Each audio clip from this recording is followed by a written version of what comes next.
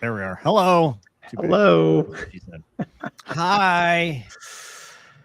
What's up, Mover? Girls.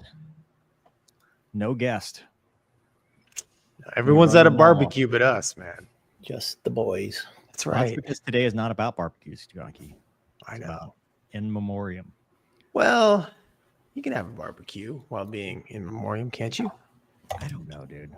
I don't. There's too many rules about everything.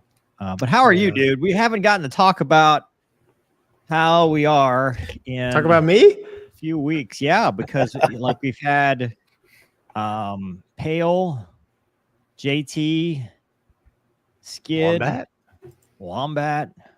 Yeah, we've had quite a run. It's been, ending the month with just us. See if people watch still without other people. Probably not. People are leaving right now. Look, I'm going to click all the buttons. Check this out, dude. Doesn't work. Okay, perfect. There's something about it, like it overlays live comments directly to your stream. Please note that some platforms, okay, whatever. Oh wait, it was trying. Here we go. Whatever. Self-induced technical difficulties. I just hope that I stay the whole time. What's going on today? The internet, dude. It's just like Spectrum internet, which accidentally so I was complaining on Twitter about them and I accidentally tagged like the autism spectrum people and I was complaining about their services. Different Spectrum. It's Charter. Dude, I know you have bad internet, but with Elon has your back now as far as internet goes, so I don't know why you would ever have any problems. No, that's for emergencies, dude. Like yesterday when we had rolling blackouts, that would have been a good time. I think Doug and I would agree if you dropped out today, we'd have a minor emergency. Well, I can't. It would feel like an emergency to us. Yes. By the time I go and pull the thing out the closet, find the nearest satellite, turn it, set it up, connect, show's over. I could listen. I could just start telling ABC stories like in a circle. Well, they all start the same. Let's not plan for such catastrophe and talk about you, Gonky. How are you? How's your knee? I'm good. Thank you, Valley Design Manufacturing, for lending me their office. What is happening? Did the time run out? Show. What happened? No, it's fine. Nothing. It's the wife. It won't happen again. The wife is calling you. It's my pager. Gonky, you of course would have a beeper. Yeah, that's 100% believable. No unimportant. Yeah. Okay. That was a scary moment. Yes. They've let me use their facility here. I am off the grid. Does that mean your table's ready? Was that what that was? Are you in a restaurant? No. It's the only office I could actually get without screaming kids and internet service, reliable mover internet service. So we come up a couple times in the summer, visit family. So, we took Spaceball 1, the old RV up here, and it was quite the journey, man.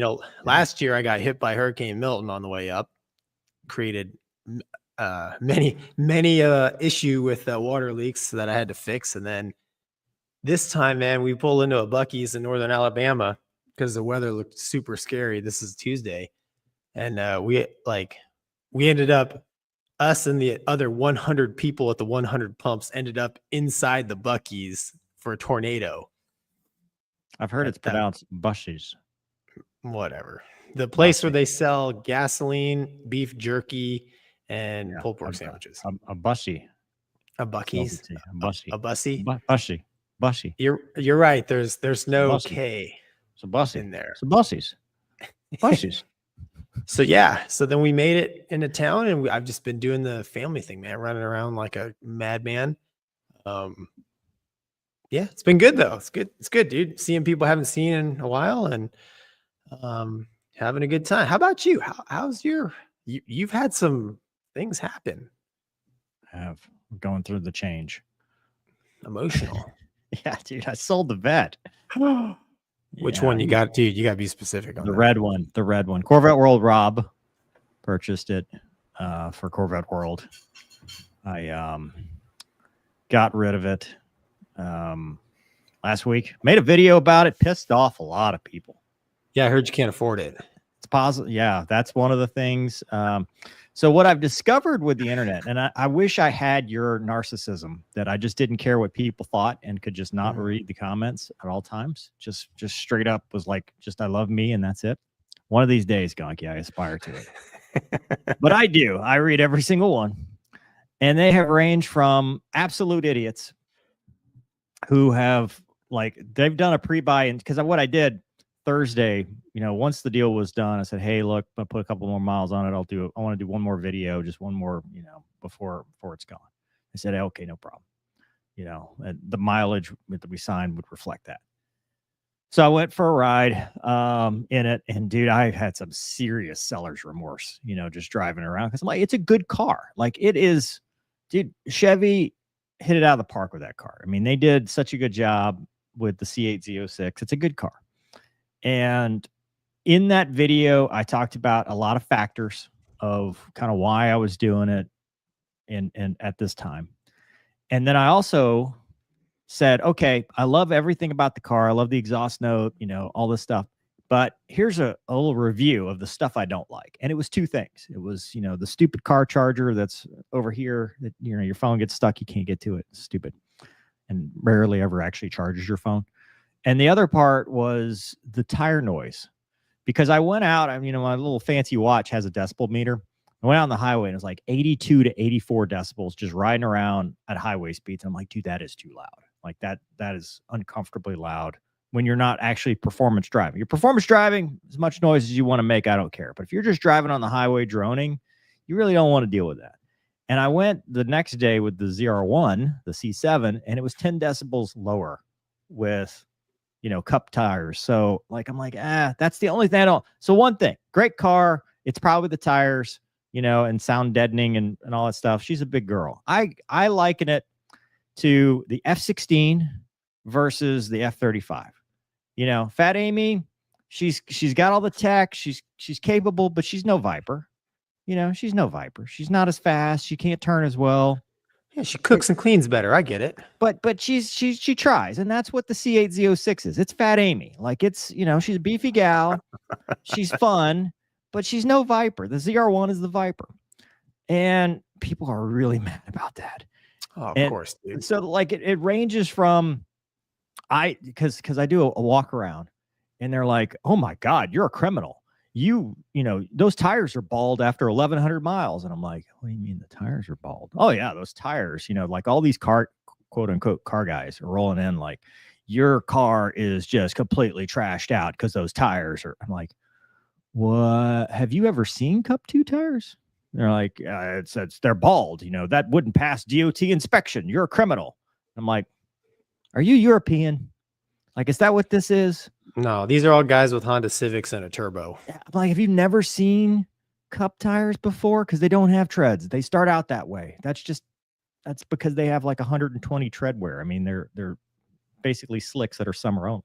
So I got a bunch of those comments, which, I mean, they're annoying, but whatever.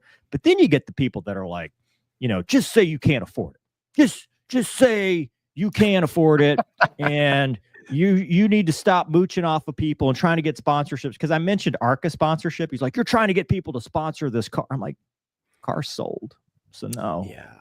But you stop mooching off of people. And then the one guy's like, I have $2.1 million and I can do 25 push-ups and 25 sit-ups. And I'm 73 years old. And you need a financial planning class because you're not like me. And I'm like, well, first of all, you need a personal trainer because you can only do 25 push-ups, old man. Well, use some of that old man strength. Since you read every comment, were there Every any single of them that were there were probably some good ones, but I ignored those. I skipped right over those and went straight to the you specifically the only look at the stuff that makes you furious. I see the ones that are like, Mover, you're a good guy, you're not an idiot, we love you, all that stuff. Never mind that.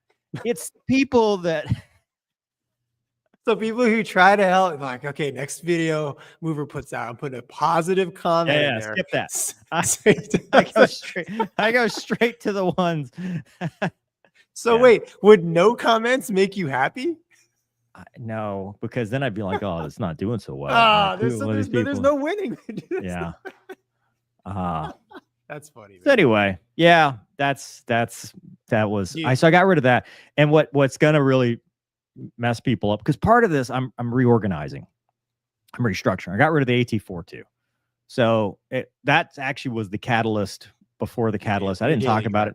My actual Yukon that had been moved to the driveway, I got rid of because I was, we're coming up on 3 years, warranty's expiring, wanted to get the AT4 with the Super Cruise, which I'm very excited about, and the massaging seats because I'm old, and the air ride suspension because Luna and I need comfort on our drives.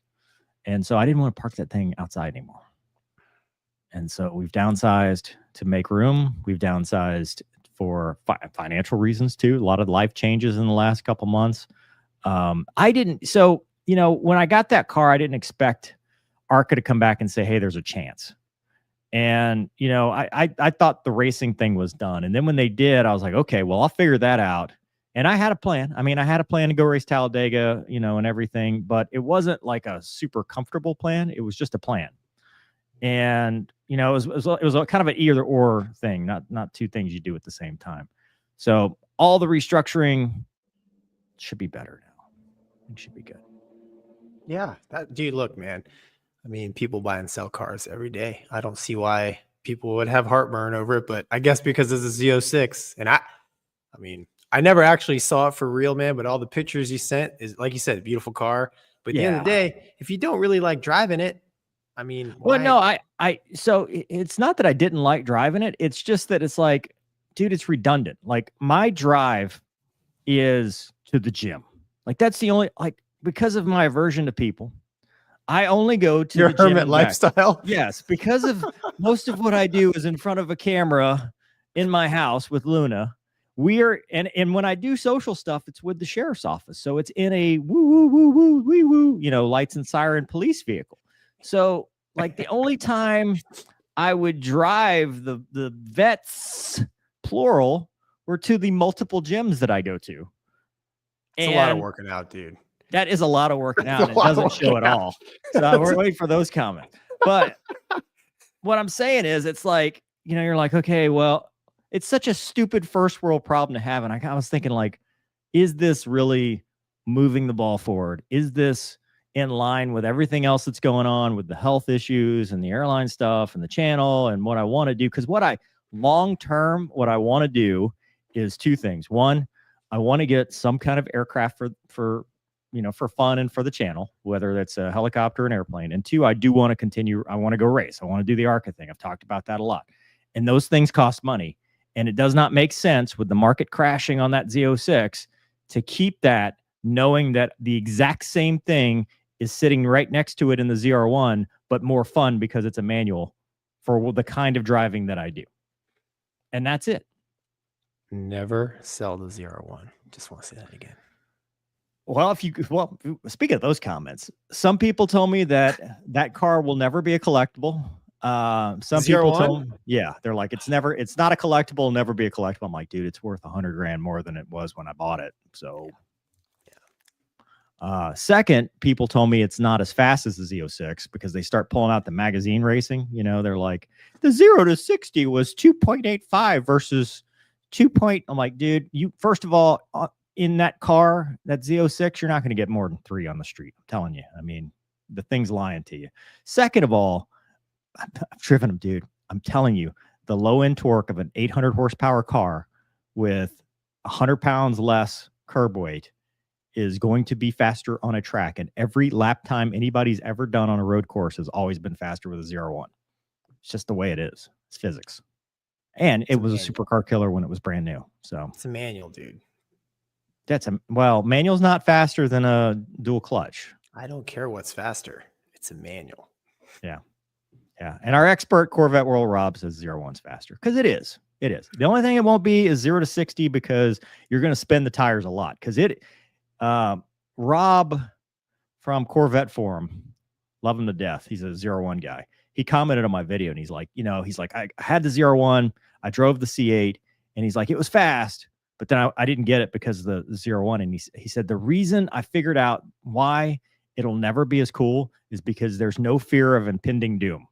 There, like, one is just like just fast, right? It's fast. You're in control, everything. One is like, this car is going to kill me if I do the wrong thing. And that is that fun factor that you just you can't put a price tag on. You can't put a number on. You can't quantify or whatever. But you know what I am going to go still do? The car came with a comped, or at least partially comped, Z06 owner's course at Spring Mountain. So I'm going to go do the racing school in October and drive. Oh, that'll be fun. Yeah. So use their cars and do it. So, well, good. Anyway, Doug, is Doug with us? Doug, are you here? As far as we know. Awesome. How have you been, sir? I've been well. I haven't done anything very exciting lately, but at my age, that's good. That is good. Yeah. I know. And well, today is Memorial Day. So it's a time we do this every year. We've had guests on where we've gone around the table. We're not going to do that this year. I'm still going to, so everybody talks about, Happy Memorial Day, whatever, the semantics of whether you can say whatever you want. It does not matter. The whole point of Memorial Day is that we take a minute and remember the fallen that paid the ultimate sacrifice of their lives for our freedom, in support of, the Constitution of the United States, defending against all enemies, foreign and domestic. So I'm wearing the Folds of Honor shirt because they support the fallen, the families of the fallen with educational scholarships. We highly recommend them. We love Noonan. Noonan's been on the show. For me, one of my first experiences with that was David Jinx Mitchell, March 14th, 2008. Good friend of mine was killed in the B course doing dogfighting training. And then a month later, Bama Blair Faulkner, who was kind of a mentor to me, A-10 guy who had gone to T-38s after the squadron closed, and he was killed in a T-38 training accident. And then, not too long, a year later in June, Ice Houghton, who was a guy I knew from a class junior to me. But you and I both know Cabby. We've talked about Cabby on the show, who was a Marine Hornet pilot that was killed. I believe it was Spatial D coming out of the weather. And, it's just a time that we take to, just go, hey, we recognize the sacrifice. It's for the families a lot too, because, right, everybody thinks about stuff like this. We just talked about it with a buddy of mine when he was killed in the sheriff's office, Grant Candies. And, and I'm wearing the wristband there, but the first week, it's overwhelming to the families. Everybody, it's this, and this, and then it kind of just trickles away. And then 3-month point's the hardest point because it's like everybody just left, everybody just forgot. So even if we should do this more than just the one day a year, but especially today, I think it's important that we take a moment. Gonky, what do you think, man? Yeah, man. I mean, I mentioned Beefcake and 11 back in April. I was one of Jeff Koos's instructors. He was a Blue Angel that was killed in 2016, and same thing with J-Tax Walker. He was killed in 2019 in Star Wars Canyon. I mean, the crazy. That's not crazy. The thing is with me is every single one of these individuals, and that Mover and I just know fighter pilots, right? But we're talking all veterans. They all have a story, man. And it's just tragic that, to have freedom like this, we've had, in my mind, a lot of loss. I mean, here in Ohio, past couple of days has been beautiful, and I'm enjoying the freedom that, those heroes have provided. And, I think about them, I even think about them on my bad days, because guess what? My bad day is not so bad once I start thinking about, what their families are going through. And, Mover, you bring up the fact that it's hard on the families. And if you're active duty or a service member and you're listening to this show, I mean, I brought it up before that, I handle the affairs of 11. And, if you're still a service member, it's super important to make sure that all your death benefit stuff is squared away. If you're recently divorced, or if you're divorced and recently remarried, go make sure all that stuff is going to who you want it to go to. you know, because all those things can just make an already tragic situation even more devastating, you know, when money goes to the wrong places, benefits go to the wrong people. It's not good. So it's a good idea, especially if you're a service member, just to make sure that all your paperwork's in order, you know, just in case something happens to you, because you never know. You know, those guys didn't know, you know, when they strapped in the airplane that day that was going to be the end for them. So, but yeah, it's a time to remember, man. And I like to think that those guys would want you to have, and gals who have died for our freedom would want you to have a cheerful and a positive outlook on the freedom that, you know, America still stands for today. So, I mean, I think it's okay if you go out and have a barbecue, man. But, Oh yeah, absolutely. So. Yeah. Hey, She Lena. gets everything. That's why I didn't want to stick her with the Corvette. She didn't like it. She So can't, no thumbs. How can she steer? yeah, she figured it out. She's a smart girl. Yeah. Yeah. No, it's a good point, Gonky. Doug, you got anything on this? Yeah, I'd like to show everybody this picture. This is from the United States Air Force. Well, it's the Museum of the United States Air Force now is the official title. That's awesome. I was there a few years back. I don't know if everybody knows what that is. There's a formation called the Missing Man Formation, where in memoriam of fallen pilots, they fly by, and then I guess is it number 2 or number 1 who pulls up out of the formation? Three pulls up out of the formation. 3 pulls, 4 stays. 3 pulls, 2 stays. I've been 4 in that formation, and that's I've seen that at numerous air shows over the years, and it just never fails. Mm-hmm. And that overall display is in memoriam of fallen Air Force pilots, most of whom got the Medal of Honor. And when you stand just right, you see those names and those planes, and it's just wow. It's great. That's a great awesome. display for something that's very, very sad. Where's that at again? Dayton, right, Pat? It's at the Air Force right Museum. down the road from you. Ohio's a large state. Yeah, it is. It's a small country of Ohio. Ohio is like 9 hours of the 15-hour trip to go see my parents. Valid. But it's a beautiful country. display that they put up, and you know, it really evokes the ceremony that goes with that formation. Yeah. Have you ever done a missing man? No, I haven't. Yeah, dude, I've done I've done 2. I don't remember. One of them, you know, standard flyby stuff where we were trying to make up time, so we were going too fast.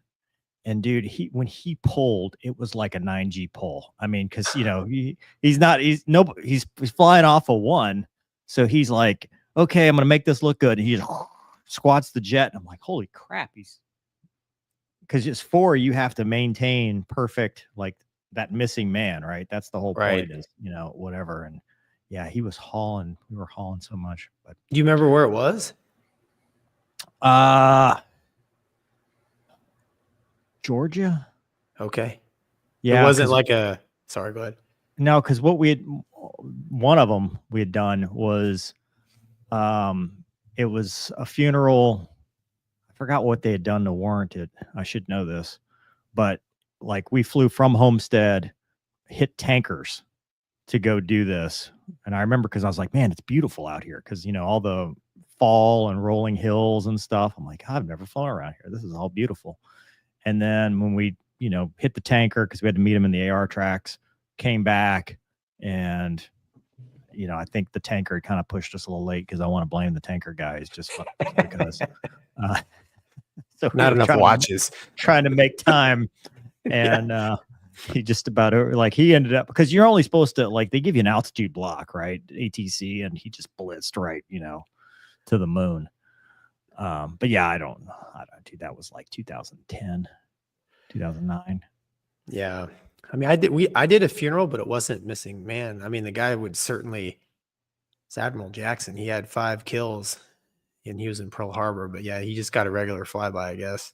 So for if you get an air-to-air kill, you automatically get a missing man formation. Like Shanghai, you know, God forbid something ever happens to him, right? You get a missing man.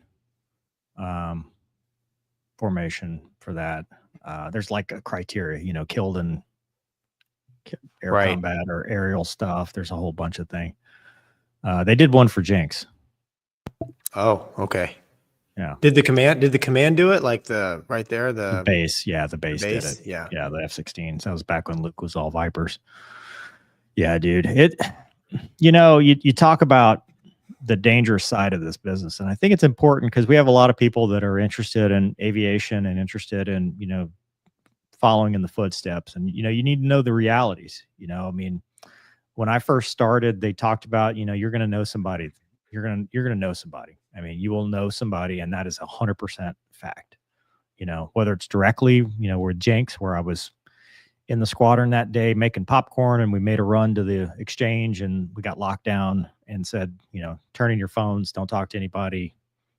You know, this is bad. And we start going through the processes of, oh, well, hopefully he's just sitting on a rock, you know, waiting to get picked up, to, oh God, you know, he's gone, and having to make that notification, you know, going and spending time with his family. And I think that it's important for somebody looking at this to see the reality that, you know, dude, you're signing that blank check as soon as you, and it's funny. We talk about it. I had somebody message me a DM on Instagram, not a hot chick, Gonky, don't worry.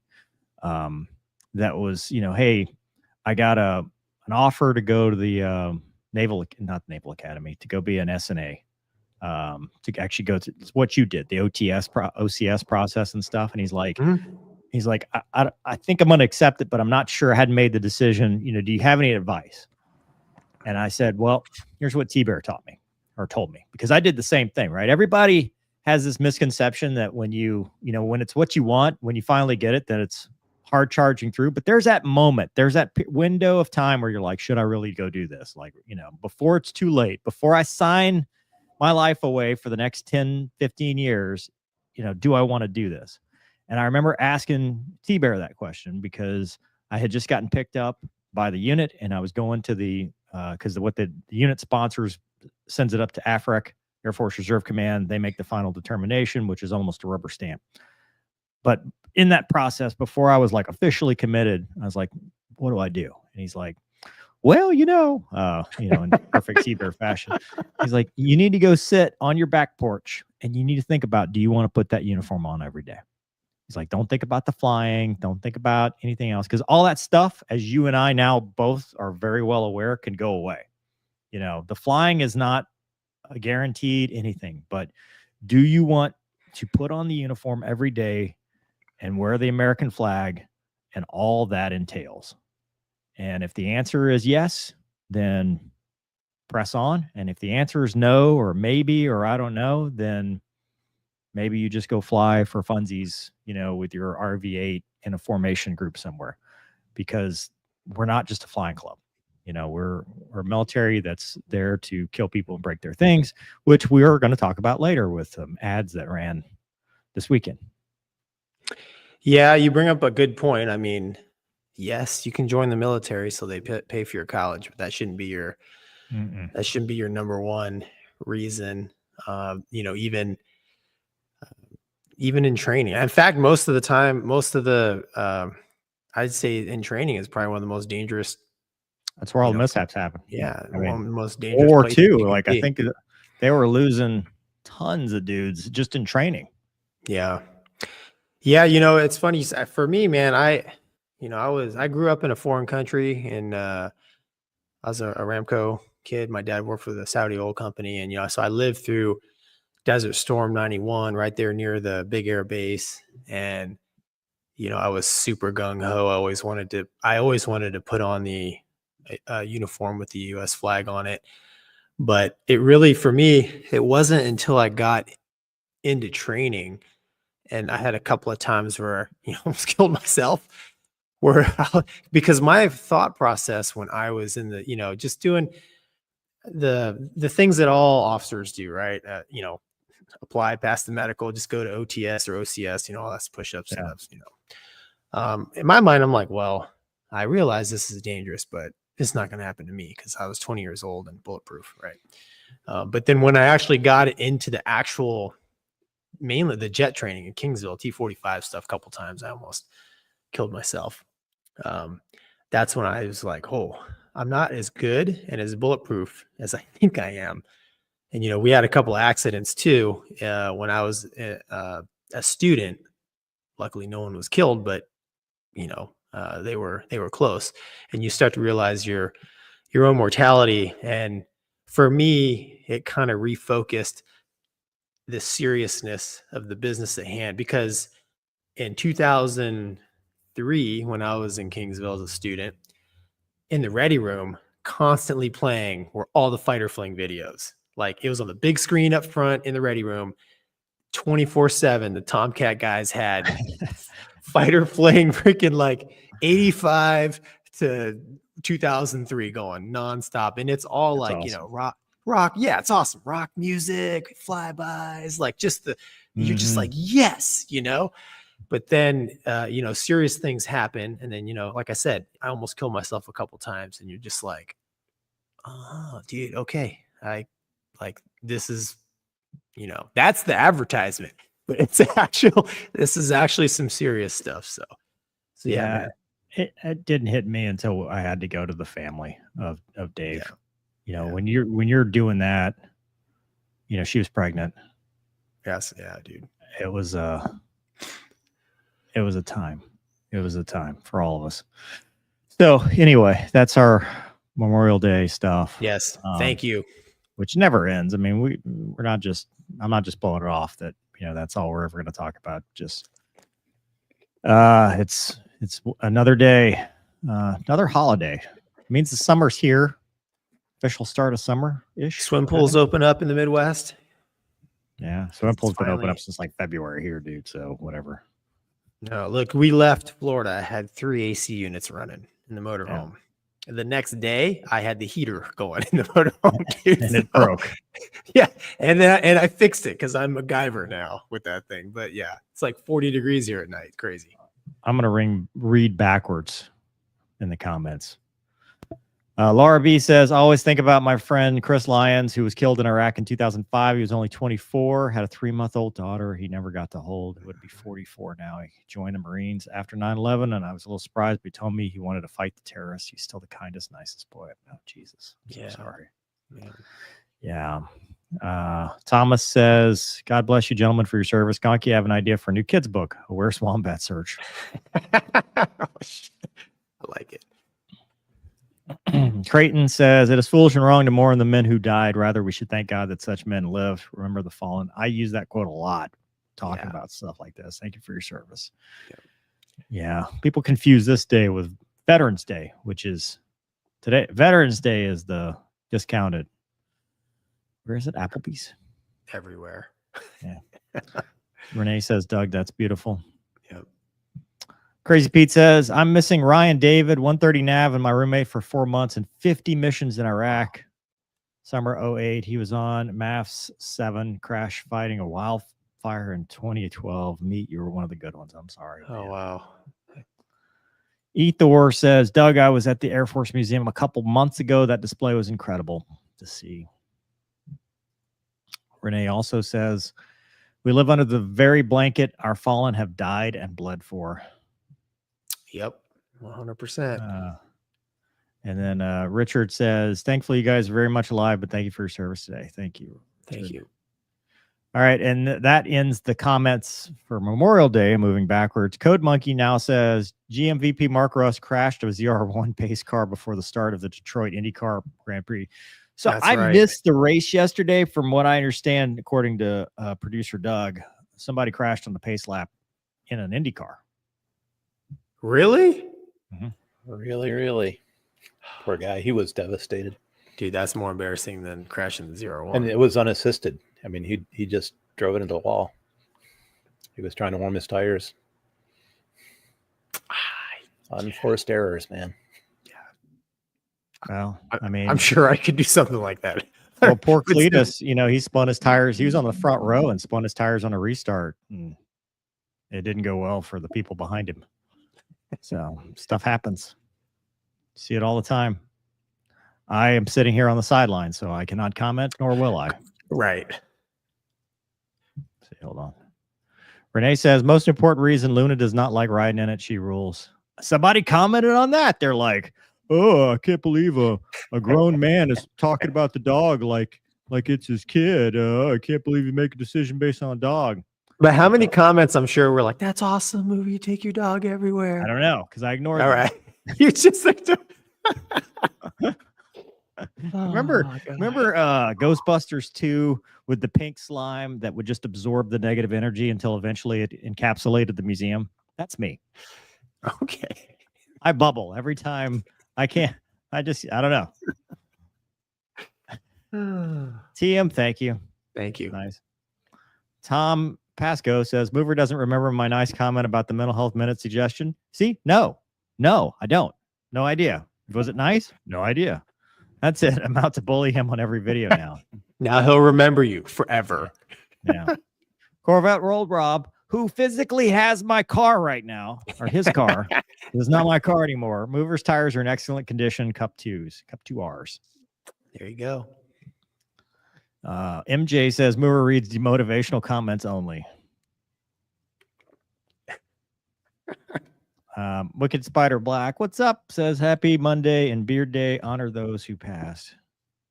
And there's Garrett, Rip Lance Corporal Foster. He was the only Marine that my dad was in charge of at 1-8 to die in uniform. Still affects him to this day, even after 20 years. The squadron commander that was flying with Jinx, it affected him. I mean, to this day. Like, I talked to mutual friends. I haven't talked to him, but I've talked to mutual friends, and like it messes you up. I mean, there's just no way around it. It's a very hard thing, especially when it's your student or someone under your command, or in his case, it was both. Just to see that happen, it's awful. Yeah, I can't imagine, man, losing it. Like going out on a BFM sortie with a student and watching them. Yeah, that would be horrible. Yeah, well, watching them, and there's nothing you can do about it. Yeah, because it's a G-lock, so it's not like, floor mort. Dude, there was a time where he was just ballistic into the ground with no one at the controls, and he watched the whole thing. Aching Dragon says, Mover, you can't hide from all the positive comments. We believe in you. That's your opinion.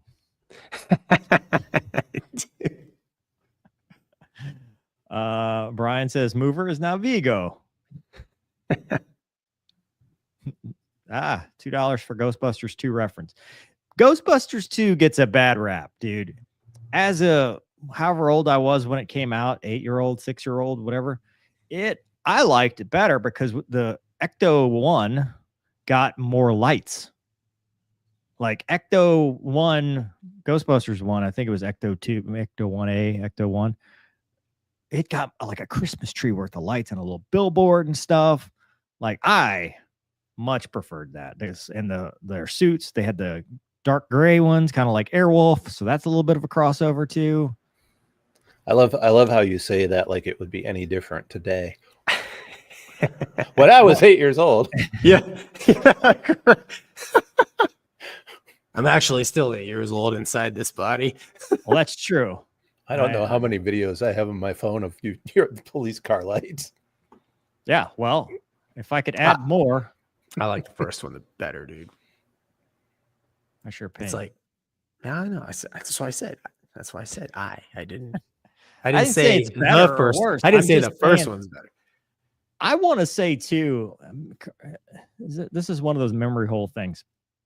I seem to remember, because this is back in the days of VHS, right? I rented that movie a lot. And I seem to remember there were 2 versions to rent.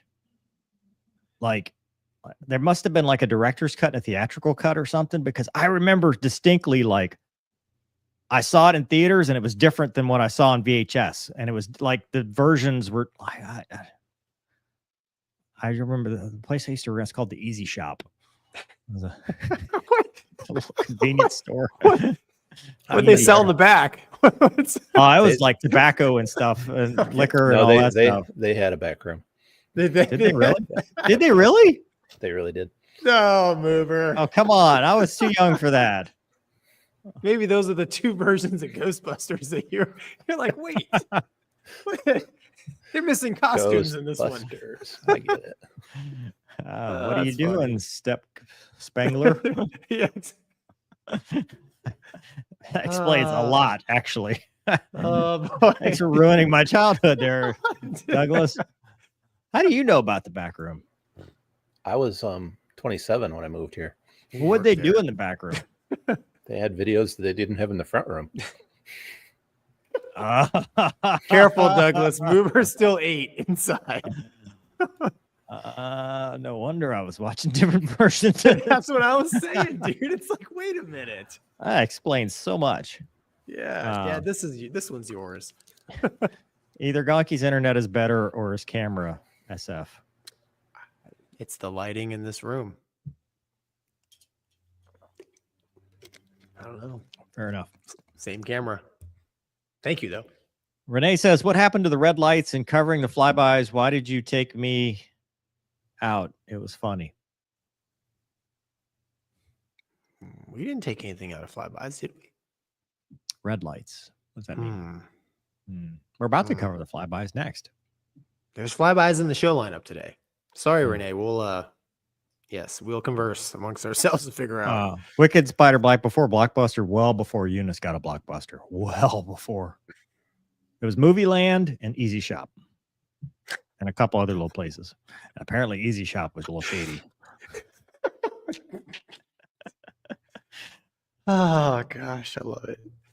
Bob says, plus side of today, the A10s were out in force over my house. Both of them. It's probably all they had flyable.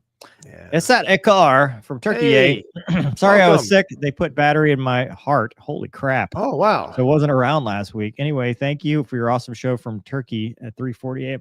Sir, Good to have you, at sir. Thank you. 3:40 in the morning with a heart condition, Yes, you should. I recommend, perhaps, I'm not a doctor, perhaps you should sleep. We appreciate the live watch, but you can watch it Yes, later too. for your health. Thank you, though. Longevity. We've speaking of which, so Shanghai sent me a voice message the other day. He was in a convenience store gas station with two brothers that own this small gas station in Oklahoma. And he's like, they had the laptop and he's like, what do I see? They were watching my Pakistan versus India video. Like intently. Infamous. You Yeah. are And he's like, infamous. oh, hey, you watched that? And they're like, oh, you know him, and yeah, they were pretty excited to meet Oh, yeah. Shanghai. He's America's #1 fighter pilot. Yeah. #1 fighter pilot. Mm-hmm.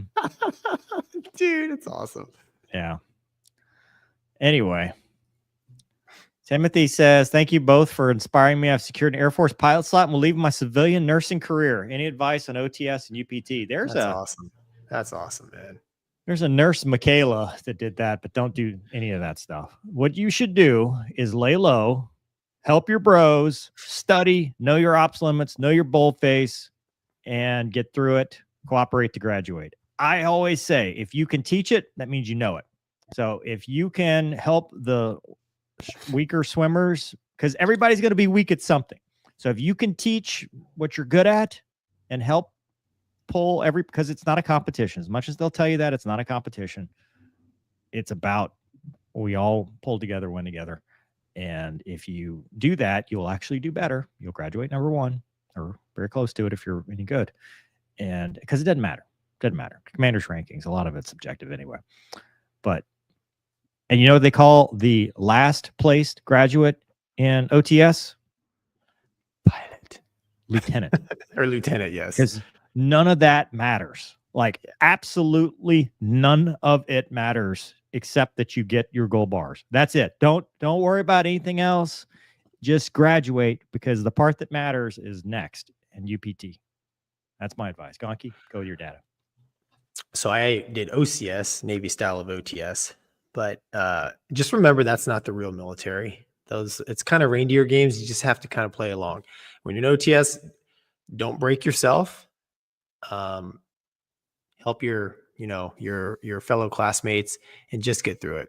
It's it is what it is. But it's not the real military. Real military is much better than OCS, or I imagine OTS. And then, like Mover said, once you get to UPT, if you're strong in some areas, you got to help your classmates because you will struggle in some areas, and hopefully they reciprocate. So, you know, they do actually, correct me if I'm wrong, Mover, but in Air Force pilot training, they do actually score you on, Oh yeah, like if you help other people. So yeah. Flight commander's ranking is huge. yeah. So and basically that's where their way of, you know, weeding out people that they just don't. I mean, you want to be able to go to work with a group of people that you want to go to work with, right? So nobody likes somebody who's, you know, all in it for themselves, even though those squeeze through every once in a while. But yeah, in UPT, just laser focused, man. If you're like me, you know, really thick skull, slow processor, you're just gonna have to dedicate a lot of time and energy into just studying the simple stuff like Mover said, boldface, ops limits.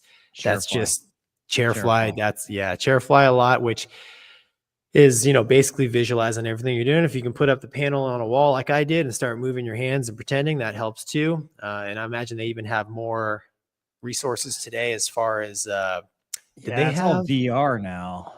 Well, when I went through, they had actual, and the tweet, they actually had cockpits you could sit in. Yeah, procedural trainers, which I spent a ton of time in, because if you can do that blindfolded, the blindfold cockpit suite, dude, your life is so much easier. And they don't teach that anymore, but like Mover says, if you just know where, like if your hands just know where to go, dude, that takes brain power. Yep. Yes, that takes one less thing you gotta spend time thinking about when the airplane is actually moving at speed. So, you know, the simple things, the easy things that you can control, try to have that locked down. So, and just realize that you will struggle with things. That's normal. So good luck though. It's awesome, Tim. I'm excited for you. It's awesome. Renee says, no Mover, the first version of you getting rid of the car squad behind you after you revved it up.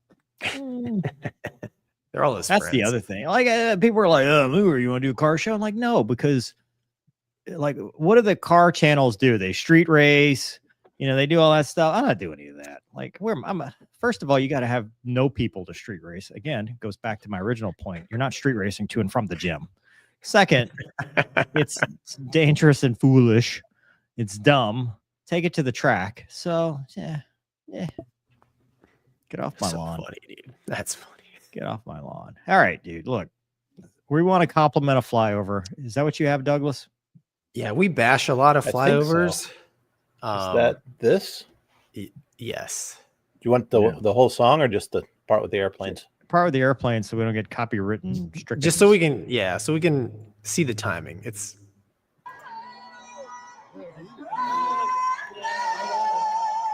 she sounds horrible. Nailed it. Dude. Perfect. That's awesome, dude. Perfect, dude.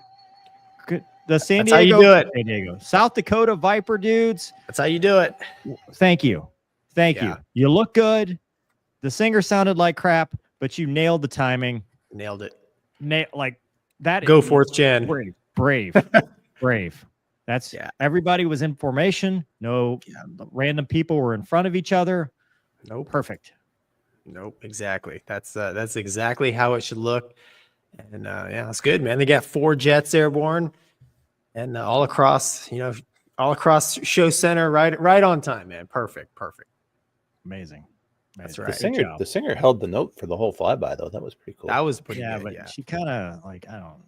Just might have been the audio recording, dude. Probably, but just sing the thing. We don't want to hear you. We want to hear the jets. Like facts. That's Mover. The heck with your anthem. I want to hear that. I want to hear America the General is Electrics. about jet noise. That is the sound of freedom, not your little song. I want to hear. Yeah, exactly. Like that. That's what it sounds like. And then this day we just couldn't get any better. If you were a military aviation enthusiast, they added it. Send it. Yeah, to put the cherry on top. The 160th Special Operations Aviation Regiment.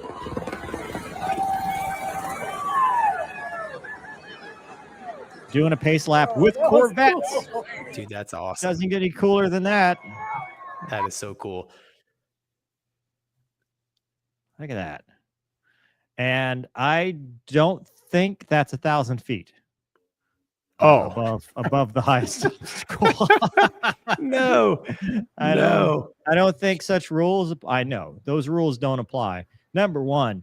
Number two, the Air Force would never do that. No. Although they would do it. The helo would be 1,500 feet above, and the camera would be like, "Whoa, this is awesome." Yeah, but that, dude, it doesn't. I tell you what, look, 4 Vipers nailing the anthem, Army helicopters doing the pace lap. Like it doesn't get any more American than that. That's awesome. But like, I mean, Mover, do you think the cars felt a lot of the rotor wash? I mean, I imagine there'd be a lot of like rotor wash from that. And those are they're lightweight cars, right? I mean, it might have jostled them a little bit, but I mean, those things have so much like downforce and aerodynamics and stuff. Like, I don't know. I mean, it's a good, Doug, what do you think? I have no data. Yeah. I'd love to try it though. I mean, you've got a Corvette. All we need is a helicopter, and we got enough people to try it. Well, I mean, like you said, I mean, they were at the appropriate altitude for awesomeness, as they should be. But Correct. I was like, man, I bet those guys in the cars up front could really feel the, it depends on the winds too. I mean, the winds could be blowing the rotor wash off. The people in the stands felt it. I guarantee you the people in the stands were feeling some, because I mean, you could feel it when the cars go by. For sure, they were smelling burnt jet fuel. Which is dude, awesome. jet fuel and race gas. And I'm high not octane sure. Yeah. Yeah, how much cooler could you get? And that is the essence of America. 1992 at the Hooters Cup or Hooters whatever Atlanta race, Apaches did that at NASCAR, and it's one of the coolest videos ever. And now we have the 160. The only thing I will complain about is I wish they'd have, instead of doing 2 Blackhawks, the little birds. Yeah, but dude, I mean, Birds would have been cool. We're splitting hairs. Oh, we are. Yeah. I mean, we're Air Force nerds. Never would happen. Although, didn't one year a Viper do like a Thunderbird or something, do like the track, like fly over the track at 1,000 feet? I don't know. You say that, and now it does jar some more gray matter. Yeah, it does sound familiar. I'm not sure, but certainly not at that altitude. They're below the fence, like the catch fence. So they were at the appropriate altitude for doing the pace lap. To wave, to be a yeah. part of the festivities and to wave. You don't want to be too high. Also, they're the most elite helicopter pilots on the planet, so I'll give them whatever they want to do. But dude, like that little girl at the end. Think about all the little kids in the grandstands that are like, "Oh yeah, like I want to be just like those guys in the helicopter." Like that. The Army did not have to spend any more money on advertising for that show. Yeah. I mean, done, dude. Put a stamp on it. I mean, it doesn't get any more cooler than that. I mean, the Army's got a history of doing like the Apaches, and then they one time dropped off the pace car in a Chinook. Really? Yeah, they've landed the Chinook, and the pace car has driven off that was a NASCAR race. Yeah. Yes, I remember that. Army can do some if they try. The problem is sometimes they don't try, and they do a lot of weird stuff. But this was cool. Yeah. Air Force needs to take some notes here. Yeah. And that's about as low as they need to fly around DC. Because any higher, and you're going to make somebody do a go around. So, Jeez, dude. I mean, like, whew. No, that was awesome. All right. I wish we had Casmo on here to help us break it down, and we can I would have loved to have seen it in person. Because there's the raw power of, I mean, dude, all the noise and the smells. I mean, dude, it would have been a cool. Like I'm saying, like every kid there. I mean, look, the Vipers were cool. Trust me. Right. They nailed it and everything. But if I'm thinking back like 8, 9, 10-year-old Gonky right now, I am a freaking Blackhawk pilot, dude. Well, going back to the Viper thing. So you notice it wasn't like Hayaka, right? It wasn't like this afterburner. You know why? That's why it looked good. and this is a caution. I want to tell every flight lead, the best you can do on any kind of flyover is break even. And in order to not get mocked on the Facebook group with a bunch of old dudes that all they care about is fingertip, you have to be in good fingertip formation. And the only way to do that is for a stable number one flight lead platform. And the way to do that is 300 knots, boring, straight and level, no afterburner, because boring is on time, eventually looks good, just like these dudes. This is not me bashing them in any kind of way. I'm saying in order to get that product, don't be extra. Because every time somebody tries to be extra, they're like, "Whoa, we're going to light the burners just as we go by. We're going to, make a turn, or we're going to do all this extra stuff." You do the extra stuff, it looks like ass. It always does. Never works out. Yeah, you bring up a good point. I mean, no matter like any kind of precision flying, whether it's flying the ball behind the ship or you're trying to land an airliner, right? You want to be stabilized out at range, and the best way to do that is like keep everything simple, right? Keep it simple, stupid. Throwing in a little burner is usually a pretty safe bet, because usually you throw it in within earshot and you're not going to mess the timing up that much. But I agree with you, Mover. I always tried to make it as vanilla as possible. And, one of my old skippers told me, he told me, he's like, dude, he's like, most people are just impressed to see a gray jet. He's like, so you don't have to do anything super crazy. A lot of people have never seen a real F-18 before. So if you just bring it past them, you're just stoked, So yeah, dude, the best you can do is break even, man. You're not gonna win an award for the best flyby. Yeah. Oh, but you could lose your wings. Yeah, you could. Like I said, I've learned. Yeah, it's a terrible investment. Yeah. The best you're going to do is get your money back. It's like a Corvette you sell after 6 months. Yeah, just like that. All right, back to the audience to go. If my internet it's starting to rain, so that means my internet is now getting unreliable because it's charter, the worst on the planet. And there's no other alternatives. So I don't know what to do. Cockeye says, "Thank you for your service. I'll be thinking of my father who served in the Navy in Vietnam. Passed away earlier this year. I'm sorry for your loss. I got Wombat's book yesterday, and he had kind words about him. Could you thank Wombat for me?" Will do, man. Thanks. Thank you. Wish Wombat could have joined us. Yeah. Katie says, "Look at Georgia Tech versus Wake Forest 2009. Is that the one where they went in the stadium with the Hornets?" No, that one was the gear down one where they all lost their wings.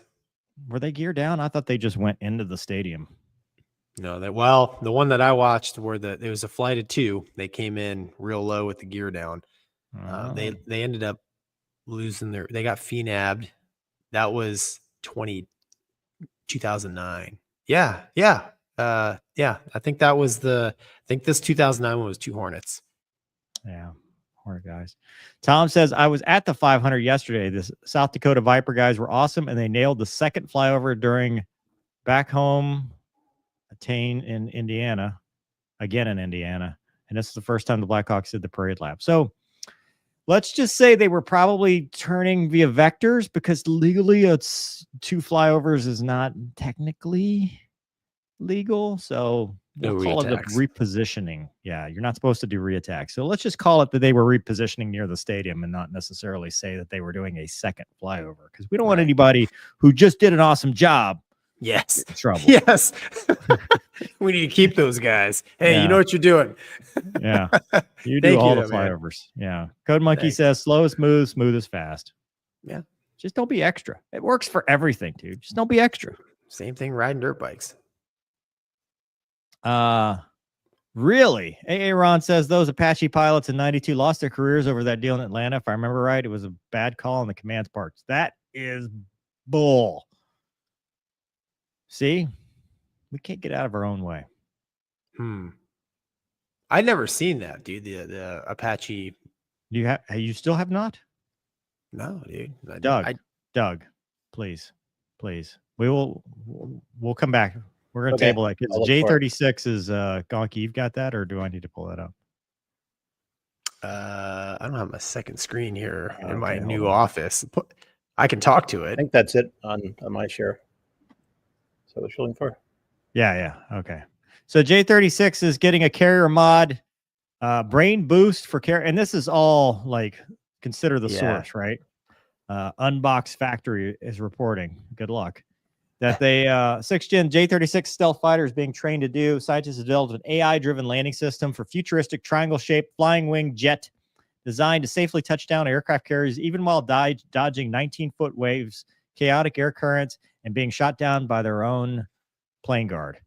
This tech leap uses a direct force control system and robotic algorithms to stabilize landings in real time without relying on a traditional aerodynamic database. Its next level piloting meets machine precision. It's unlike anything in the sky. It's a tailless flying wing design compared to the Ginkgo Leaf. 3 powerful engines for long range strikes, massive airframe, heavier and longer than the 5th gen jets like the J20. It's not just in the stealth, but it wants to dominate any weather, any sea. Gonky, your thoughts? I added the part about not getting shot down by your plane guard. I don't know if that's true.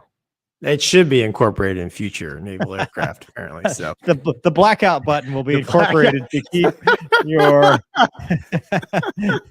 yeah, even give the button to the Wizzo in the back, because you never That's know. the only button he has for flight controls. It's the That's one right. blackout button. You push that one or you eject us. Your choice. Eject me, Wizzo. No, so I took a look at that source. I mean, I was trying to see if we're getting bamboozled again here, but I don't know, man. You read through that and the what was it again? Direct force flight control system? Is that Dude, what they? it's magic carpet. That's all it is. Well- They're just putting a whole lot of things for. No, but they're talking about the flight control system being advanced and about how it, it doesn't use a database, right, for inputs. Well, modern flight control systems don't use a database. They use real time, right? The only time modern flight control systems default to a database of known quantities is if there's any kind of failure, like in your AOA probes or your pedostatic system or whatever, and it detects that.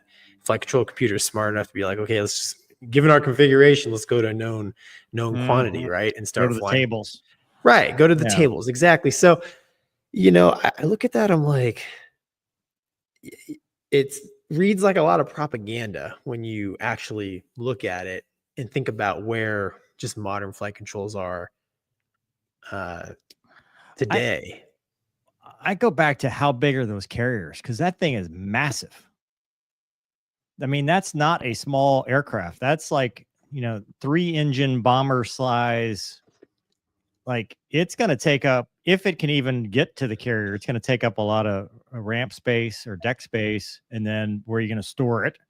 Because will it fit on the lift? And, China's carriers aren't as big, right? They're not as big as the. No.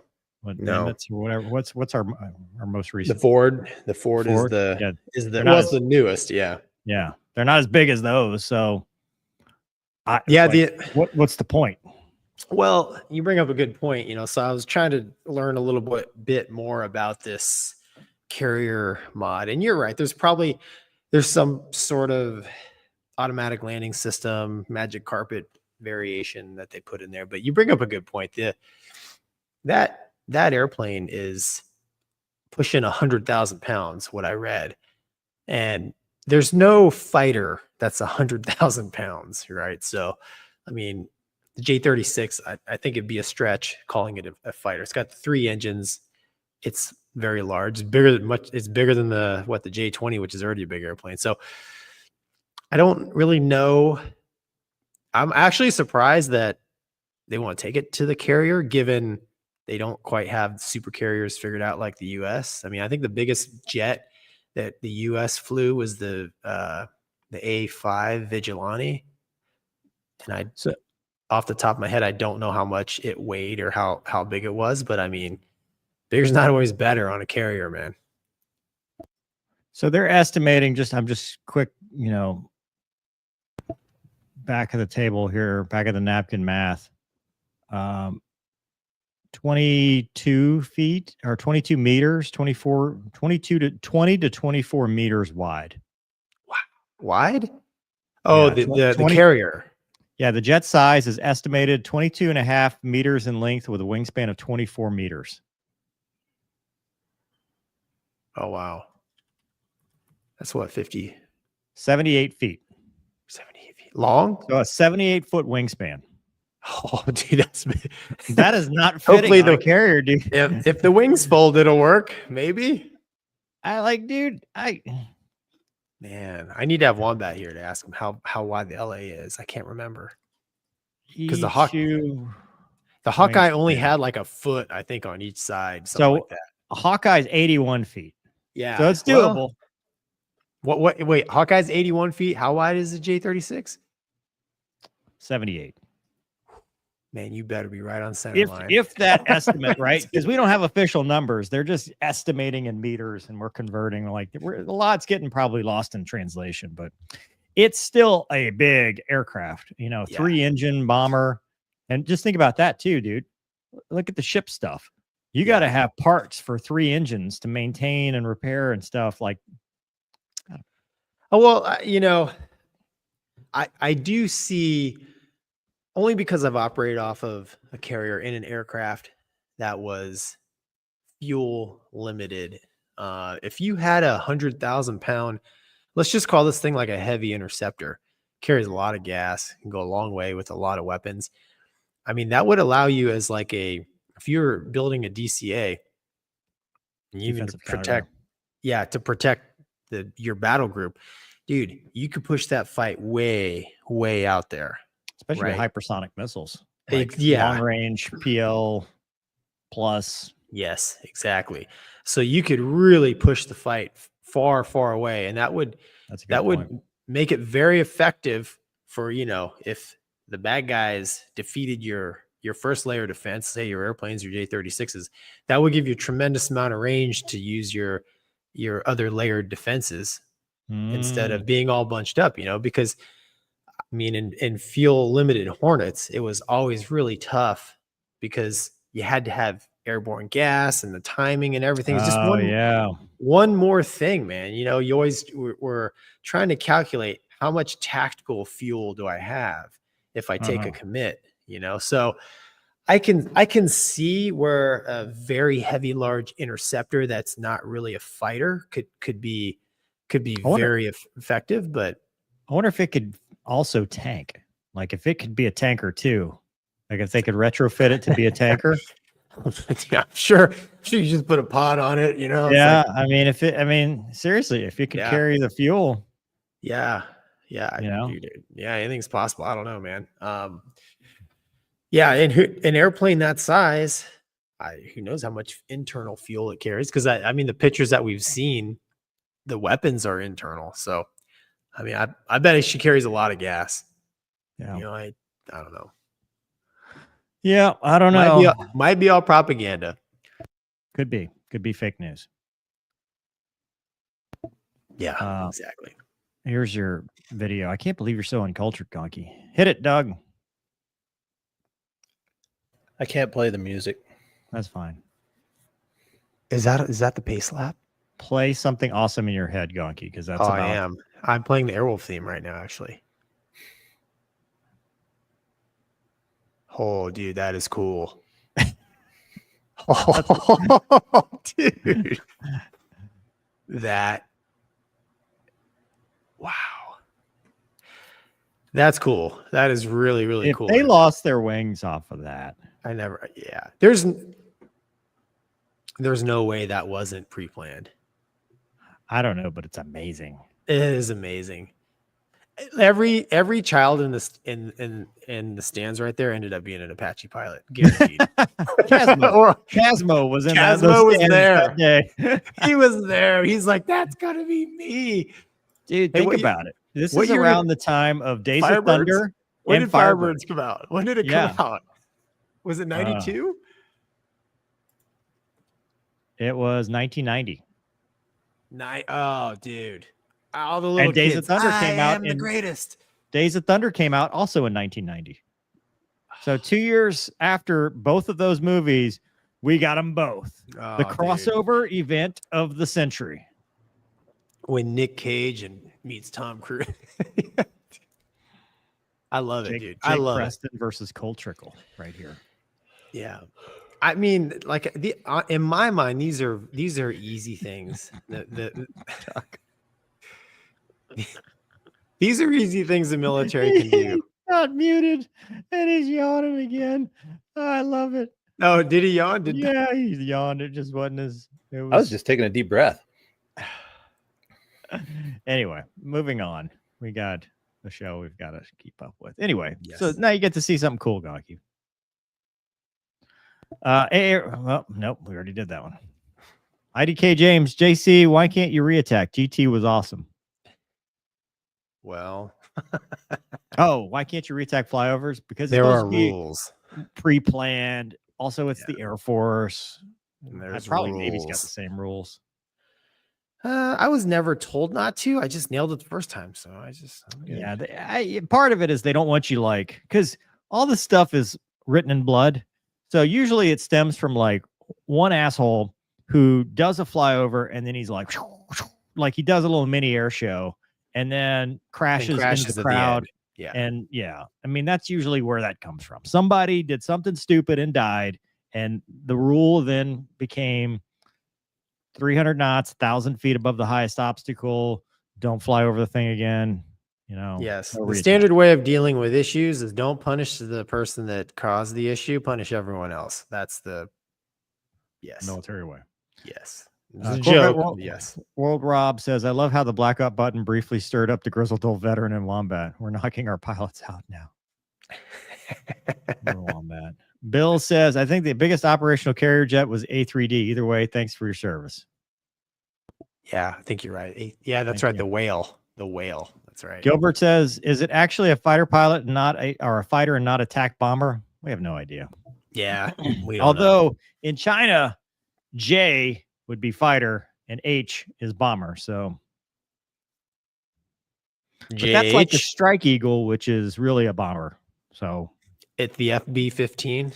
yeah, the world's greatest passenger jet. Nerds. Steven says, Gonky, I saw someone on YouTube with a VMFA 113 patch. What is VMFA? All I know is it's something to do with Navy or Marines. Yeah, it's a Marine Corps fighter squadron. So V stands for fixed wing, M is Marine, F is fighter, A is attack. Modman says, Gonky, I'm proofreading Ponch's autobiography. Like Ponch from Chips. Publish it. Would you be willing to have him on the show? Talk about make him tell you no, he wasn't a U.S. citizen when he first talked to a Navy officer recruiter.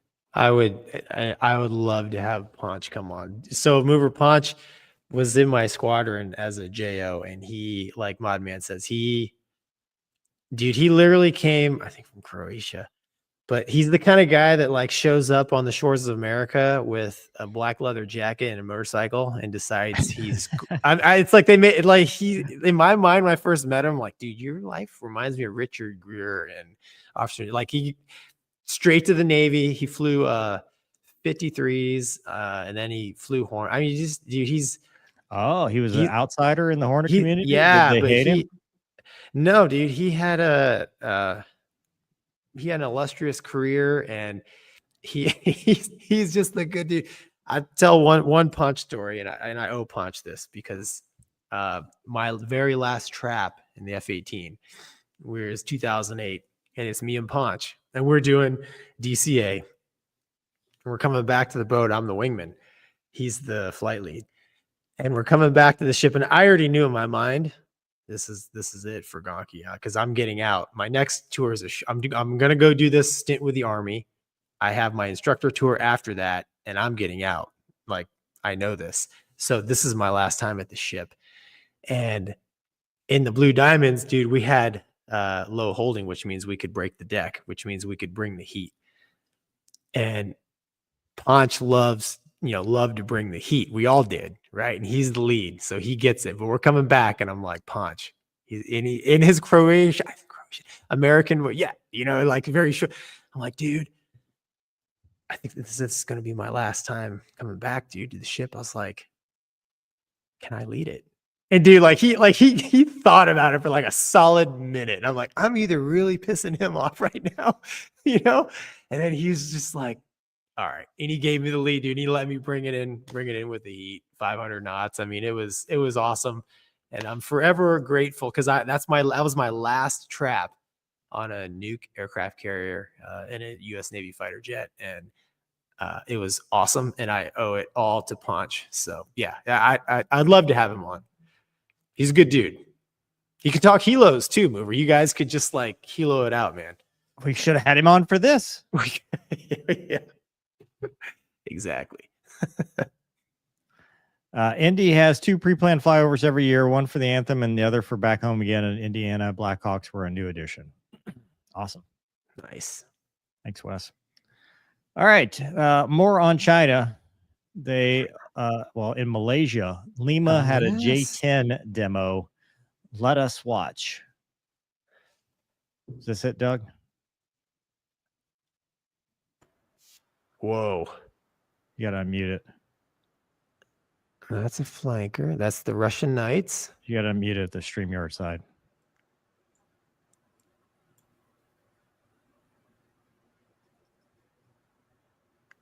Or not. Or not. Is there any sound? Yeah, Doug's got it muted on StreamYard, not on the thing. He's clicking the wrong thing. Oh, I see. There it is. Now he's got to go back and change the I was previewing it to make sure that it was copyright friendly. There's no G10. Is that the right link, Doug? That's Lima. Let's see. So No, it's this one right here. Is it this one? It's in the... So every couple of years, I think it's every 2 years, and they have in Asia, one of the big air shows is Lima. It's a big deal for the RMAF because they get to show their Air Force and what they can do, and it's held on a little island, Langkawi, which we used to go to and practice approaches a lot. And Mike from Aircrew Interviews is actually there, so you guys have to check out his channel. I'm sure he's got some good stuff coming up from that. But he is this it? That is... We must not have the link to the... Is that it? I mean, there it That's is. the J10. There it is. But is that the demo? And previous is the equipment and product. It's not a very Yeah. professional operation, folks. Well, we thought we had a link for the J10 demo, but I'm sure China's there. It's like, I don't know, a mini Paris Air Show. So they're trying to sell airplanes. When I was there, Boeing would always send a couple of U.S. Navy Super Hornets out there. Boeing test pilots would show up, fly it. The Rafale is always there. J10 is probably new since they're exporting. They're exporting the J10. I know Malaysia the Hornet is getting a little bit long in the tooth. I think they're going to fly that thing probably into the late 2030s at least. Flanker is 20 years old now.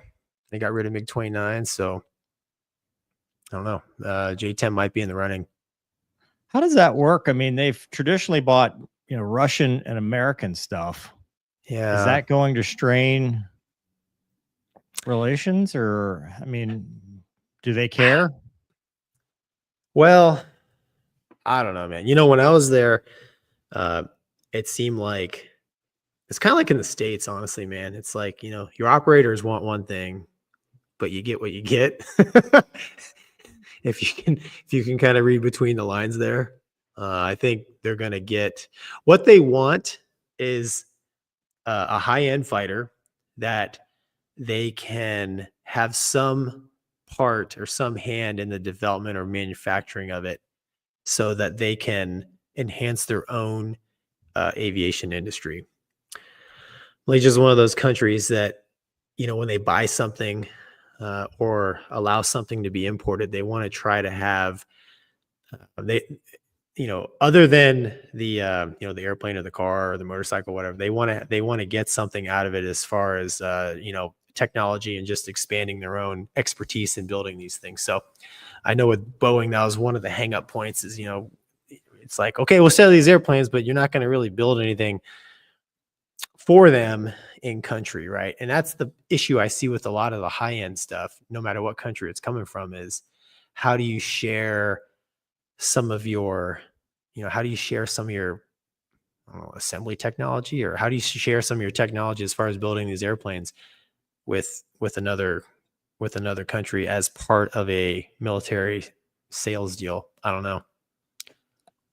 Yeah, and with the Pakistan, it's the Limo DMO, not the Lima. And that wrong on there. Pakistan conflict with India, the J-10 allegedly has gotten air-to-air kills against the Rafale. So that has Right. also played into a lot of sales stuff. I mean, it's been reported the Salt is, seen a drop in, orders and shares and stuff, which I don't think they react that fast. But for a country like Malaysia that is not necessarily going to have a big order and is more flexible, they might pivot and go, you know what, not interested. We're going to go to this thing. Yeah, I mean, they bought the Legacy Hornet with really no strings attached, and they bought the the flankers too with no real sharing of aircraft assembly. So and before that, the older jets they had A4s, F5s, MiG-29s, which I think the Indians shared some stuff with them because they had some Indian mods on their MiG-29s. But I mean, it's tough to do when you're talking high-end fighter jets, because that's usually the tip of the spear as far as a given country's technology. Then those are those are little edges you try to keep sometimes. So yeah, it is Lima. I was wrong again. I don't know why. That just came across a link that said Limu. I was like, oh, we got it wrong. But that air show is the one we talked about last year that had the two helicopters collide. That is a pretty big air show. Yeah, was it? I can't remember if they run it every year or every 2 years, man. But yeah, you're right. They had 2024 was where the two helicopters collided. Yeah, those two Air Force helicopters. Yeah. Lost sight. Yeah, it's a big deal. I mean, the whole I know 18 squadron, the Hornet squadron I flew with, they pretty much throw their weight behind it because squadron pride, right? They want the Hornet to have a good showing, and they put a special paint job on it. And then of course the flanker guys come out, do their things. I think it's cool that the Russian Red Knights show up as well. The Soviet Air Force demo team. They don't get a lot of coverage, or I imagine a lot of invites lately, but it's cool to see. Yeah, so I think they just had the exhibition out. They flew one in, but I can't find anything on the demo. They didn't do the demo. Okay. This is what it's talking about. J-10 CE got attention from Malaysian Deputy Prime Minister Zahid. It says all of a sudden, and then people in the comments are like, yeah, because of Pakistan, Pakistan being, right, having claimed the kill, and you can see their entire lineup that they're trying to sell. And, that's that. Yeah, J-10's at the front. What is that? Is that the J-35? Yeah, you got the J-35. That is the J-17, right? In the back. I think so. Which is also Pakistan deal. You got their little light attack aircraft. You got their drone, their A400 kind of mock up, their C-17 mock up. Equivalent, I should say.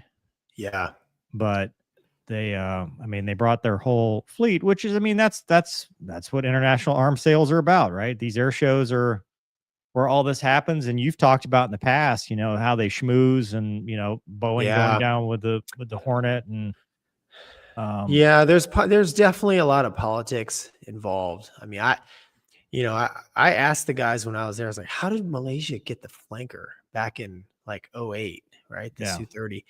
And we don't know. Putin just came over for a visit, and when he left, we had an order of flankers. I'm like, okay, whatever happens behind closed doors, and I'm not privy to, any of the things that went on. But if you're, if you're the government official in charge of getting fighter planes for your country. Well, I mean, you make deals when you can, right? I mean, I Yeah. get it. Yep. All right. Moving on back to the comments. Steven says the CGTN video is the one you want. Is that what you have, Doug? Is that what this is? Yeah, but it doesn't have any demo in it. It's just a rollout and some missiles. Did they Yeah. fly it there? Did they actually bring Yeah, it? They flew one in, but I don't know that they actually did. I mean, that's a 2-bag configuration right there. I'll tell you, it's a good looking airplane. It is a good looking airplane. Yeah. Single engine. We won't have those here. That's that's the Pakistan. That's got Well, this is stock footage. This is not a demo or anything. It's all stock footage. This is all. All right. That horse is dead. Holly Movie Star says, did y'all see Blue Angels carrier landing video on YouTube? I did. And that wasn't recent though, was it? No, it's old. It's old. And Hatchet, friend of the Twitch side, said it's no needles. I don't know what that means. Was it day or night? Day. It doesn't matter. You don't need needles during the day. Okay. I never had needles. I never had needles during the day. I just eyeballs out. Do meatball lineup AOA. What else do you need during the day? Yeah, for sure. Moving on. Somewhat embarrassing news. The F-35. It's good news. I mean, kind of. That's a good news. It did it on purpose. Oh. Well, I know. When I first saw this topic, I was like, that piece of Fat Amy does it again. And then I read, I was like, oh, this is amazing. So an F-35 flying in Texas recently sent classified data to a command center in Denmark. This is why you don't just read the headline. The demonstration showed how the stealth can gather critical intel and export it to allies. Oh, we did it on purpose. Clickbait. Gotcha. We got mover. F-35 advanced sensors and avionics allowed to act as the quarterback. You know, what's funny is I knew this too, and it still got me. Because I remember you and I talked about it like today. Maybe if you'd have said it meanly to me, I'd have remembered. That's right. Lockmart said that it sent classified data from Texas to a command center about 5,000 miles away in Denmark, calling this a milestone, successful demonstration. Here's the conspiracy theory. They did it by accident, and they're like, no. Call it a milestone. Call it a milestone. Yeah, but it was via Dagger 2, which happens to be from Top Gun Maverick. Daggers. Remember Dagger? Yeah. Dagger attack. Perfect. Made by Lockmart Skunk Works. Command and control system in Denmark. The statement said this is another success in a series of multi-domain operations, demonstrated the F-35's ability to serve as a powerful force multiplier, enabling allies to rapidly deploy ready now capabilities connect systems. So, dude, like we've talked about this so many times on the channel. I think people confuse us making fun of Fat Amy with us thinking it's not a good jet. It's a good jet. It's not a traditional fighter like what we like with the 4th gen that can turn and burn. It's not that. It can do some. I mean, it's a 9G jet for a little while.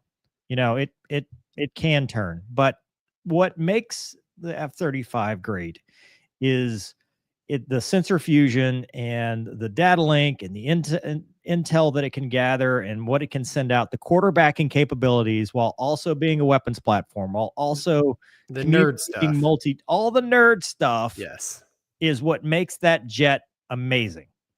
And stuff like this. And it's going to even get better because they're going to make it, Gen 5.5. They're going to take some, 6th gen stuff, put it in there.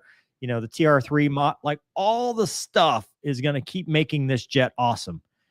It's just, we make fun of the traditional fighter stuff because we can, because it's fat. It's easy to make. America is fat, Gonky.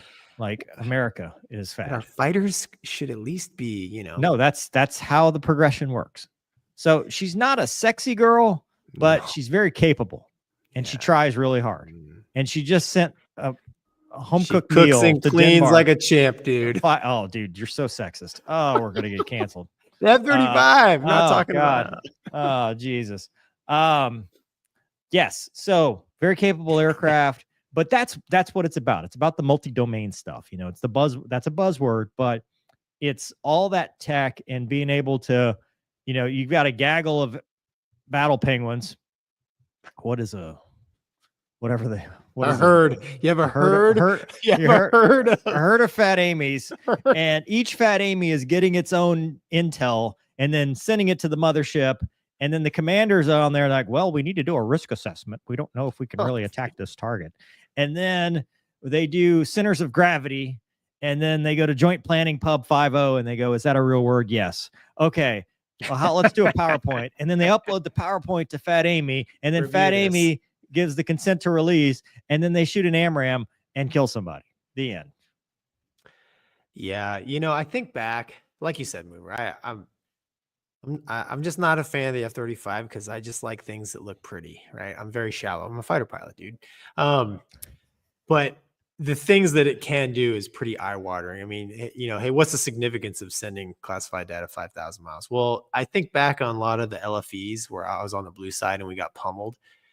And almost always it was a lack of SA, which means leadership didn't know what was really going on, right? So, I mean, the F-35 is King Kong of situational awareness and building that situational awareness for, you know, flight leads and above now, right? I mean, imagine, dude, you could send real-time battle situational awareness to, you know, people or leadership all, you know, back in the States. I mean, at the highest level if you wanted to, right? And they could make command decisions real time based on what's actually happening. And that's a huge advantage because then that allows you to adjust if needed to changing events, you know, or changing threats.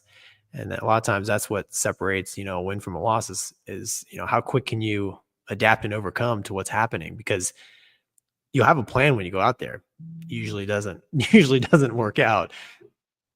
Mover? I'm here. Yeah, that's. I'm trying to upload something and StreamYard's not cooperating. Yeah. No, F-35, man, its ability to share data is pretty cool. I mean, so I flew the oldest Hornets, and in our air wing, yeah, actually the Hornets that you flew, Mover, were older than the ones that I flew in the fleet. But I remember going to my first LFE type event, air wing event in Fallon. And I remember the Super Hornet skipper. I was talking with him a little bit, and he told me he was a Tomcat guy. And I said, yeah. And I said, hey, man, do you miss the speed of the Tomcat? He's like, dude, he's like, in the Super Hornet, he's like, we have global SA. He's like, if you know exactly what's going on, you don't need to be fast, is what he told me.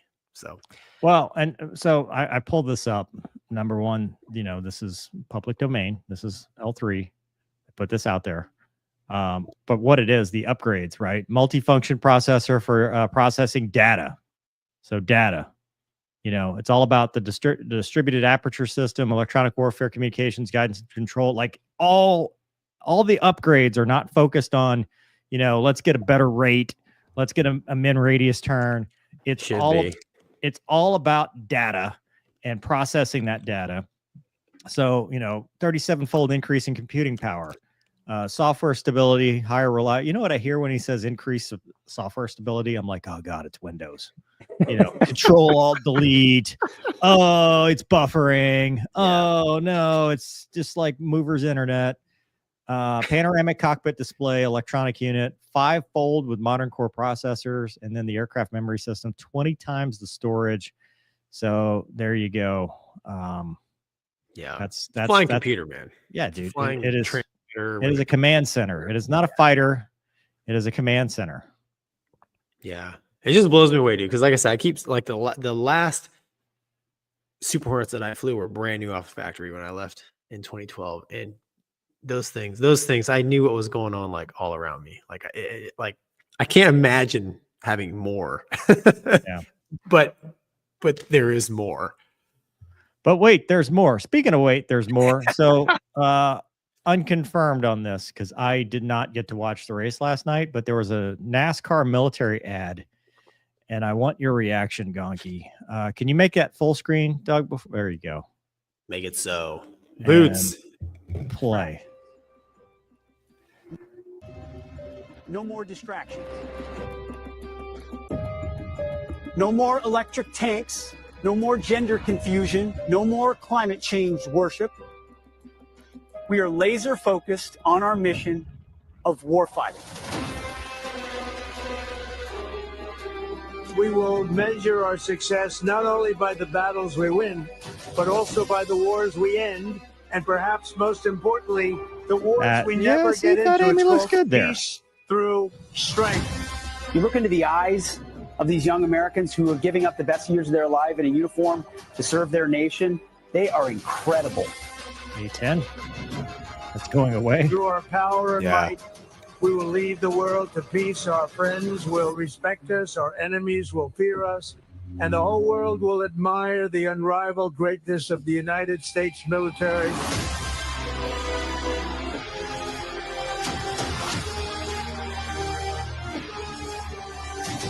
I think China did something similar to this. We will replenish the pride of our armed F-16, forces, wasn't it? end the recruitment crisis. That was F-35 again, wasn't it? We Was don't it? fight because we I hate didn't what's see. in front of us. We fight because we love what's behind us. God bless you. God bless our armed forces. God bless our men and women serving overseas. And God bless the United States of America. Is this a real ad?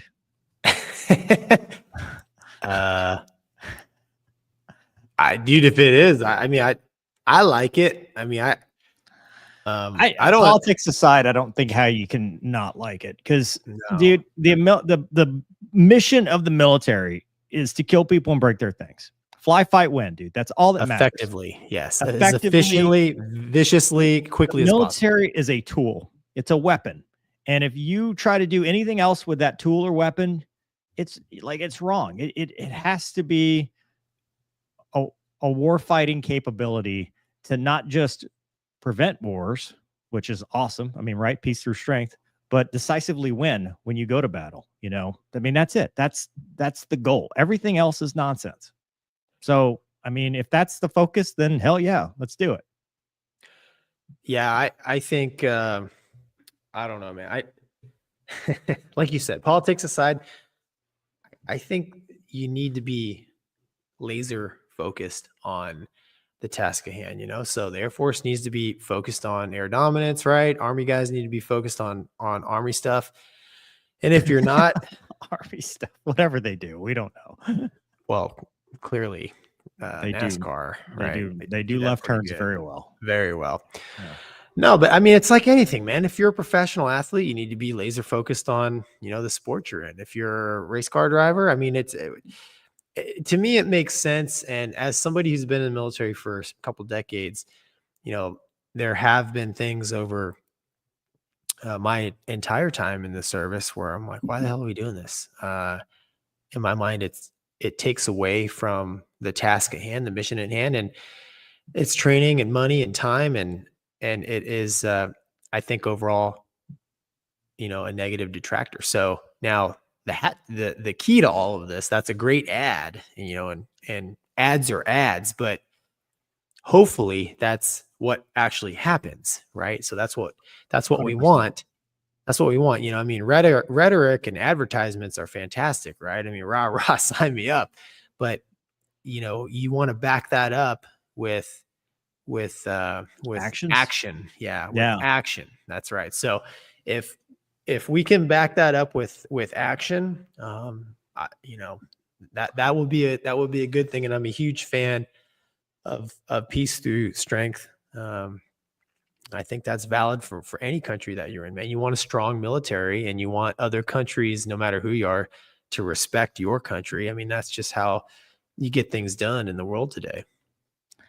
You make up a good point about, you know, ads versus reality, especially, you know, talking the talk, walking the walk. Because I've seen leaders, high level leaders, roll in and say, you know, we're going to be the best warfighting force in the world. And what do they change?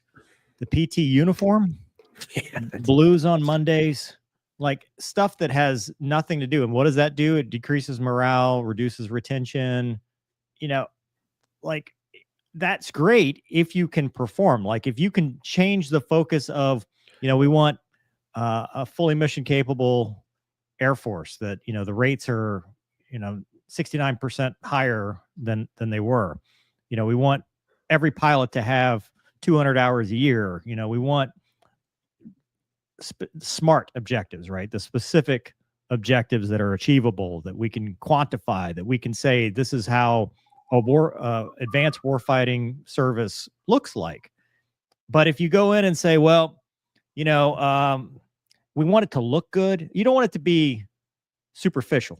I know you're a superficial guy, Gonky, and you don't like Fat Amy because she's a beefy gal, but if Fat Amy is the most effective way to go kill people and break their things, then let's all of them. Right. That's what I'm saying. Yeah. So we can't just be superficial and be like, well, you got to look good in uniform. Looking good in uniform is a symptom. It's not a cause. Like that is one small piece. And sometimes what leaders do is they get enamored on minutia and forget about the mission and think that they're affecting things, and they're not. All they're doing is making things worse. And that's the risk that we run with that. Yeah. I mean, you bring up a good point. I've always thought about the whole, previously we had this, our diversity is our strength or something like that. Never in an LFE or in an engagement or an event have I ever come back, and when we're tallying the score, have they ever asked me the composition of our forces? You know what I'm saying? It's literally how many did you kill? And that is a direct result of performance.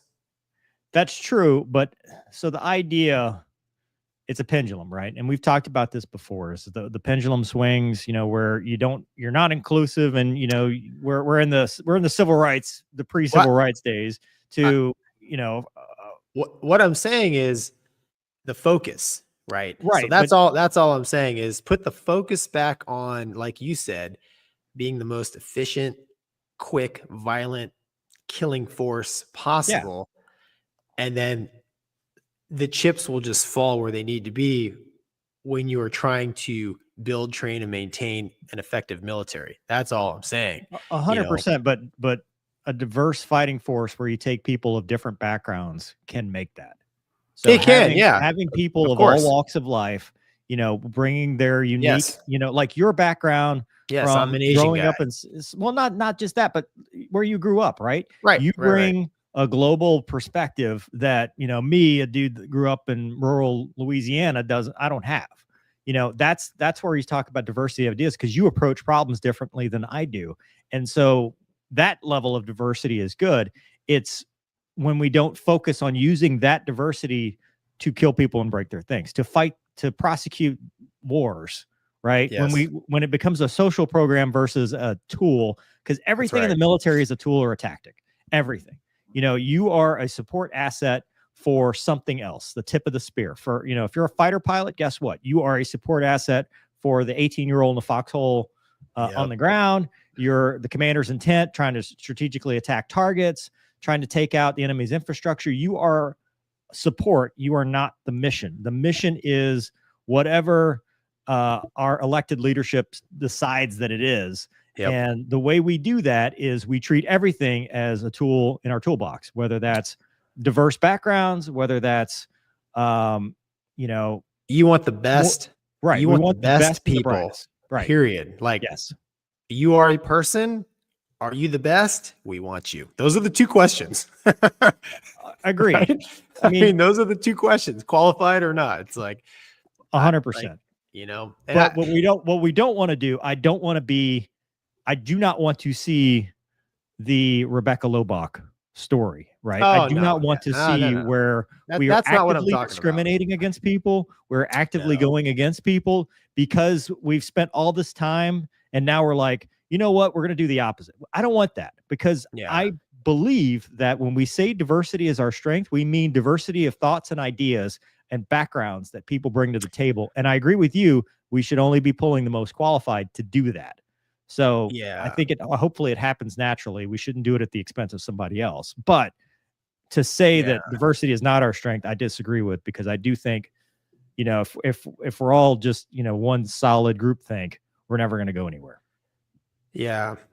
Yeah, I mean, like I said, I just think it's the I'm looking at it more of the shift in focus. You know, diversity not really being our strength, but our strength being picking the smartest and brightest Americans possible for a given task. You know, like I want the gnarliest dudes for my Well, dude, SEALs maybe and not. I mean, dude, we just like 10 minutes ago talked about Punch. You know, I mean, he's a pretty gnarly dude, man. but he wasn't an American. No, but he became an American. Like he we like want, but that's the thing. We want people like I want people that bleed red, white, and blue. I want he people does. that He go does, in dude. and all they care about is Yes. tactics, techniques, procedures, and Yeah. you know, putting that Yeah. uniform on with the American flag on their shoulder. Yeah. Like so that diversity that has is nothing what- to do with it. It has nothing to do with it. You want somebody that loves their country and is just epic at what they do. I get, dude, that's all I'm saying is we need to search out and find the best people for the jobs that we have in the military and then compensate, you know, make those positions attractive, right? I mean, Yeah.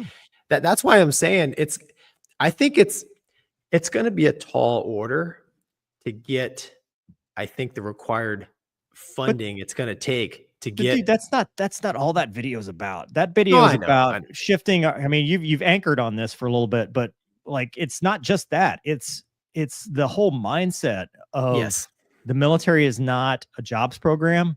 The military is not, you know, I don't know what to do. You know, I'm like, if you don't see that video and go, hell yeah, that's what I want to do, then you're probably not a fit for it. Like it's probably not, because seriously, that is like, that's an the ad world needs- that you would see in the 80s, man. Like the when I was a world needs kid. ditch diggers too. And it's not for everybody, but you know, at every level, like even if you're not a direct combat person, like if your job is not, you know, carrying a rifle, going down range or whatever, you still have to have that mindset, because you have to think, how can I help that person that I'm dealing with, whether it's a customer support role or whatever, how can I help them go kill people and break their things, fly, fight, and win? Like, how can I help them do that? And if you don't have that mentality, what ends up happening is you get this sense of entitlement. Well, you know, I got to go close for training from 10 to 2. I'm not, I know you were in the field for 2 weeks, but your travel voucher missed a comma, so rejected. You know, where's the receipt for the These are all just lodging? hypothetical jokes, by the way. Yeah. Your tent, I don't have a lodging receipt for the 2 weeks you just spent in a tent. Like, what? Yeah. No, I know, dude. I know. I'm cautiously optimistic. But you know, I see ads like that, and it makes me I don't know, it makes me makes me feel patriotic. And like I said, it kind of reminds me of the ads I used to see when I was a kid. And it's the kind of ads that should be, I mean, it's pro America, red, white, and blue at the end with USA. And you know, whether it's, you know, hopefully they can deliver, man. So peace through strength. We want peace. Strength, We want peace. Like, honestly, we talk about this. We're about to talk about this in a second, but we talk about this every time we talk about, you know, Ukraine, Middle East. You know, we're not warmongers. We don't want to see either our allies or our own troops in harm's way, you know, but sometimes you have to. And when you do it, you want to be able to win decisively.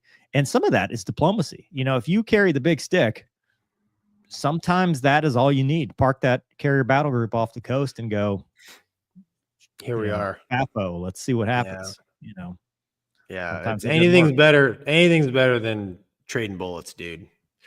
Or forever wars. I mean, I think honestly, I'd rather a global conflict like World War II than a 20-year grind that accomplishes nothing. Nothing. You know? Exactly. I mean, money and treasure, you know, blood and treasure over nothing. Yeah, get it done quick. If you have to do it, make it quick. You know, win. Yeah. But the only way you can do that is with a fighting force that's ready. Yes, exactly. And a lot of times, well funded, and a lot of times to get what SecDef just talked about, to get to that point, you need a war, because you need a war to weed out the weak and fire everybody and then replace them, because that's historically how it's worked. It's very sad, but there's a lot of truth in what you just said, dude. I hate to say that. I mean, I wish there could be another way, but I mean, you're right. If history Is a has taught guide. us that. Yeah. Yeah. Mm. Yeah. We're not good at peacetime. We No. really suck at peace through strength. I mean, we saw Yeah. it in the 90s. You know, Yeah. we've seen it in the 2000s, even when we were at war. I mean, while in a low intensity conflict, we, shot ourselves in the foot Yes, to we get did. us in the situation we're in today. Yep. Yeah. Anyway, all right. moving Cool on. ad. I'm so fired. That's fine, though. You know what? It's good. I got enough.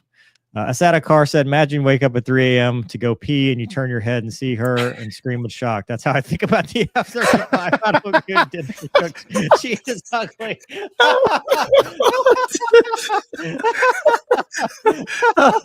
Dude.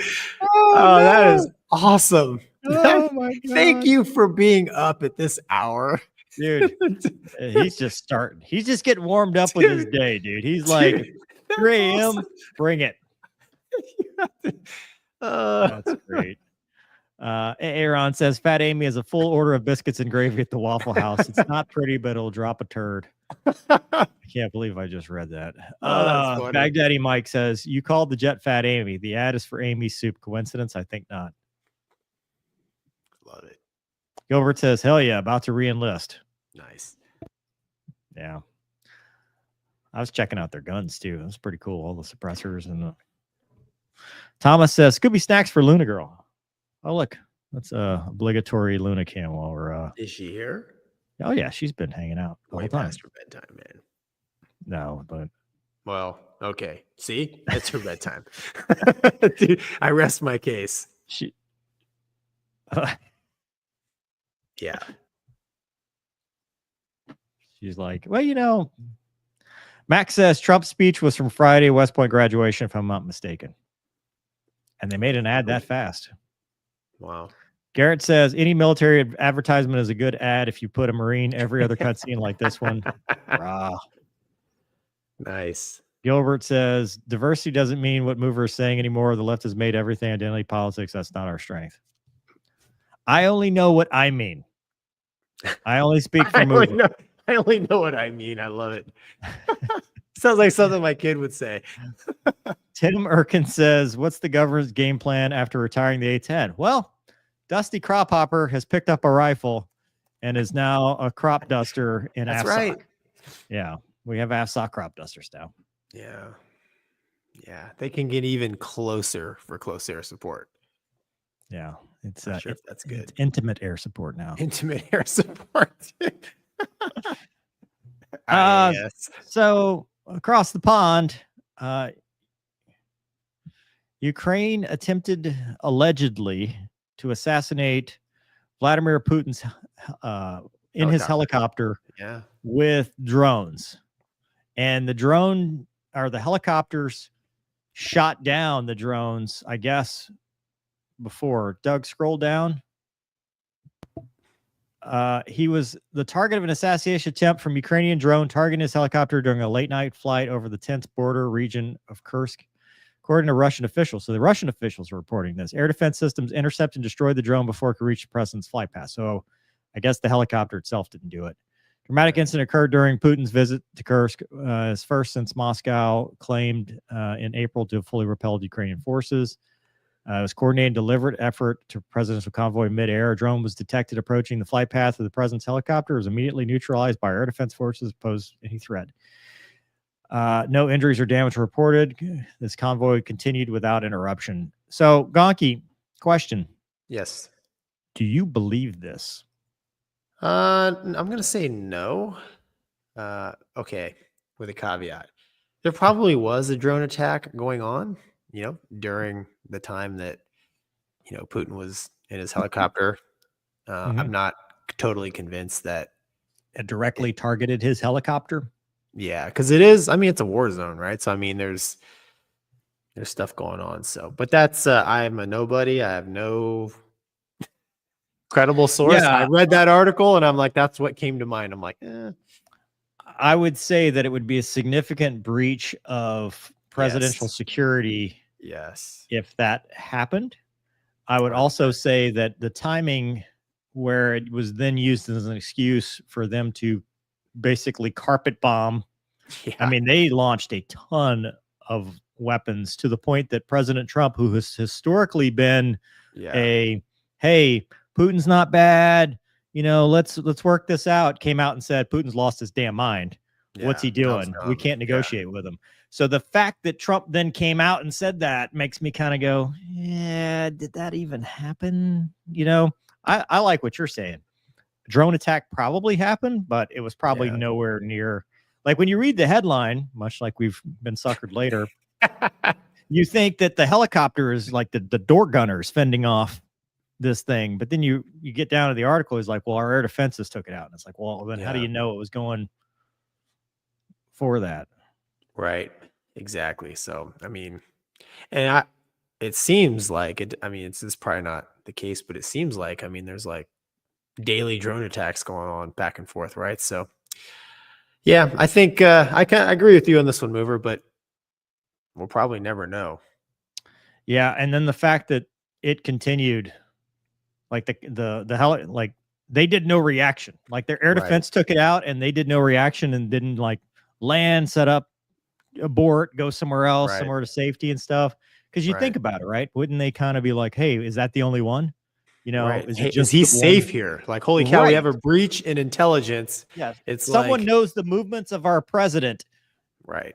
Yeah, it's a stretch, but I mean, what do we know? We don't know anything. This ain't the news. It's definitely ain't the news or nothing, man. No, just a couple of guys reading articles. Yeah, we're not even analysts. No, we're definitely not analysts. Analyze anything, dude. No, definitely not. I just react to things. I react to things with uneducated opinions. We got time for one more, Gonky. What do you want to do? Variable cycle engine, since you've been talking about this all day. Oh, no, I have not been talking about this.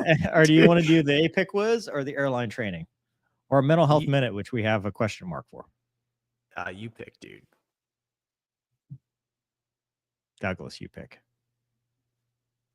I've done a whole bunch of reading during the last segment on the variable cycle engine, and I picked the APIC quiz. Okay, let's do it. Because I know how that works. Doug, it's so funny because before the reason why Mover is making fun of me is like I saw that on the list of topics. I'm like, let me get smart on this, and I'm like, dude, none of this makes sense to me. Looks to me like it has something. You guys know the difference between low bypass and high bypass turbines, right? It's something to do with throttling the bypass, I think. Suck, squeeze, bang, blow. Next question. Correct. Like you're getting better at the sucking, squeezing, banging, and blowing. Next question. We could do the mental health minute or the airline thing. We don't have a mental health minute, so I guess it's the airline thing.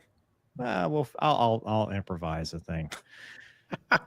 Doug, do you even have this one ready? Sorry, I bamboozled you. Yeah, the F-15 APIC whiz thing. Like, I don't even know why I picked that. They're getting APIC whiz. which is the advanced precision kill weapon system, the little rockets that the lasers. I mean, it's going to make it cheaper when they do their Dronapalooza next time. Dude, it's going to be yeah, exactly. It's laser guided rockets, right? Yeah. Mover and I know about it because we've used it in DCS. The A10 has them in DCS. We're pretty much experts on these things. Does it in DCS? Does it really have laser guided rockets? Yes. Yep, I laze and he shoots rockets. Oh, that's awesome. I always wanted to shoot rockets. I always wanted to shoot rockets from the Hornet, and I never got to. The Viper has them. Did you ever shoot rockets off of them? No, Deuce did. I've shot rockets, yes. On my Finny flight, I shot all the rockets and all 550 rounds of gun. In an F-16? In an F-16. I had the full rocket pods and the gun. How accurate were the rocket pods? Oh, dude. I mean, it's CCRP rockets, so it's right. But they're like, they're going all over the place, in the general vicinity. I'm jealous, man. I always wanted to shoot rockets. I thought when I went to Malaysia because they're fun, but they hang. They hang so much. Like individual rockets. Individually, rockets will hang. Yeah. Dude, which is no big deal because it'll skip to the next one. But like you're like, oh, I still have these rockets, and you're like, okay, I'm coming back on. How many does a pod hold? Oh, dude, now you're asking. Do you remember? No. It's a lot. 19 sticks in my mind. 19. It might. I want to say 12 for some reason, but I've just seen because like Viper's the hood different footage. than the A10. Yeah. I've just seen the hood footage of it. It just looks from the driver's seat. It looks awesome. All right. So USA Today columnist Zach Wichter says an airline pilot training is similar to a specialist surgeon. Scroll, please. The key points. Pilots undergo rigorous training, accumulating hundreds of flight hours and passing numerous exams. Automation is changing pilot training, requiring pilots to master technology while maintaining hand flying skills. Airlines prioritize safety through mentorship programs, empowering all employees. So commercial aviation, safety first. There's very skilled people from every level, including the air traffic controllers and the cabin crews. But on the flight deck, it's safety, pipeline training, and they talk about how long it takes for you to get to that point, which is obviously very significant. It requires a lot of training, a lot of time. And if you scroll down, it starts to compare that to the, well, it tells you, how they do it. So they interviewed a 737 person, and it's a lot of years of training. Automation's making it, I guess they're calling that more difficult. But the push of over reliance on automation. I'm looking for the surgeon thing. There was a thing at the bottom about the surgeon thing. I guess not. Yeah, I guess they never tie it into the surgeon thing. I thought I read that they did. But anyway. Well, they tied. Sorry, dude. Go ahead. Yeah, the residency and the fact that you got to go through skills. I would argue I love the idea, but no. Yeah. So newsflash, neither of us are surgeons, so we cannot. We're both pilots. Last time I talked to Doug and Luna, they also were not surgeons. So maybe our views are a little skewed. I did brain surgery on myself in a video game today. Does that count?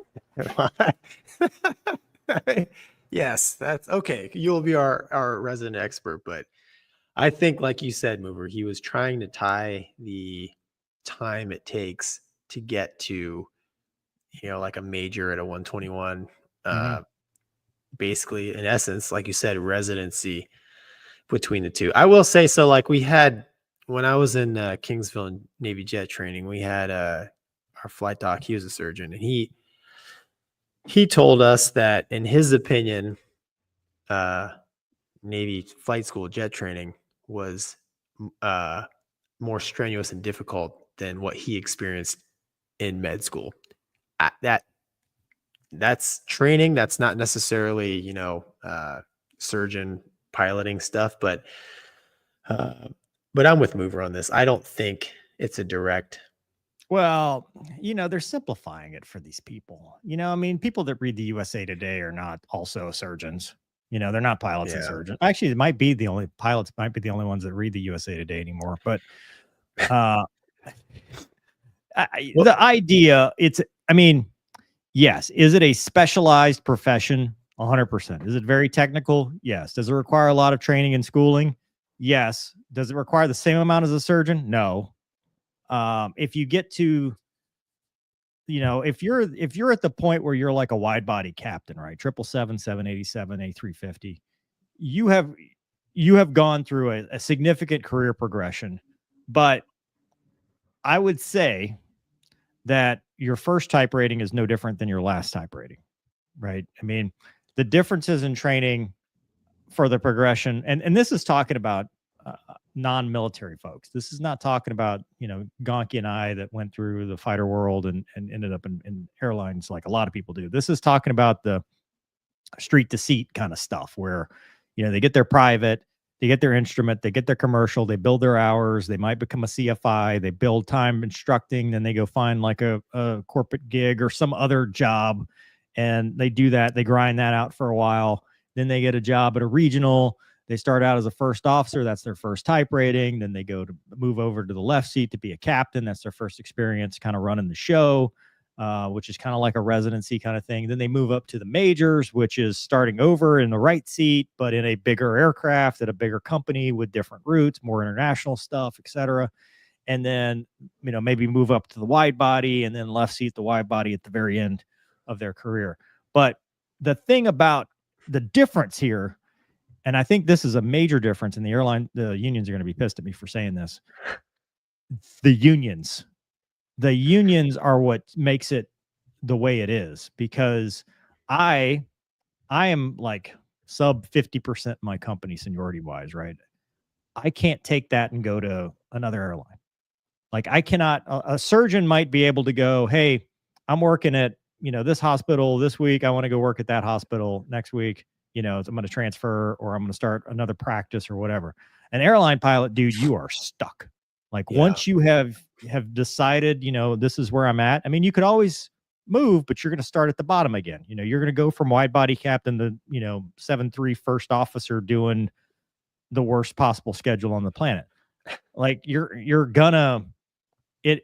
So that experience doesn't necessarily matter once you get up to that top level, because it's all about seniority and not so much about how much time you have. So there is an argument that no, because once you get your first type rating, I think they're all the same. I mean, you learn the systems, you take the test, it's very structured in AQP, which most airlines have, Gonky. Yeah, okay. Yeah. But no, I agree. You bring up a good point, man. I mean, the best heart doctor or brain doctor in the world, he can go anywhere, and he commands what he commands, right? You could be the best 777 pilot in the world, and guess what? You go to another carrier, you are now the best 73 FO. Dude, I would argue there is no world. best. Like in the airline world, no, you're right. There's no it's best. designed for everybody to be equal. There's one flavor at this ice cream shop, and it's vanilla. There's meet standards or doesn't meet standards. There's no like, hey, I'm going to see the best knee guy in the world, and that knee guy is better. I mean, there are some crappy airline pilots, but I think even at the low end, for the most part, because there's two pilots, which is a good argument to keep two pilots, it averages it out so that, if you do get that weak swimmer versus a surgeon, you get a bad surgeon, he's going to get his medical malpractice, and then he's going to get his license pulled eventually. He's going to get sued into oblivion.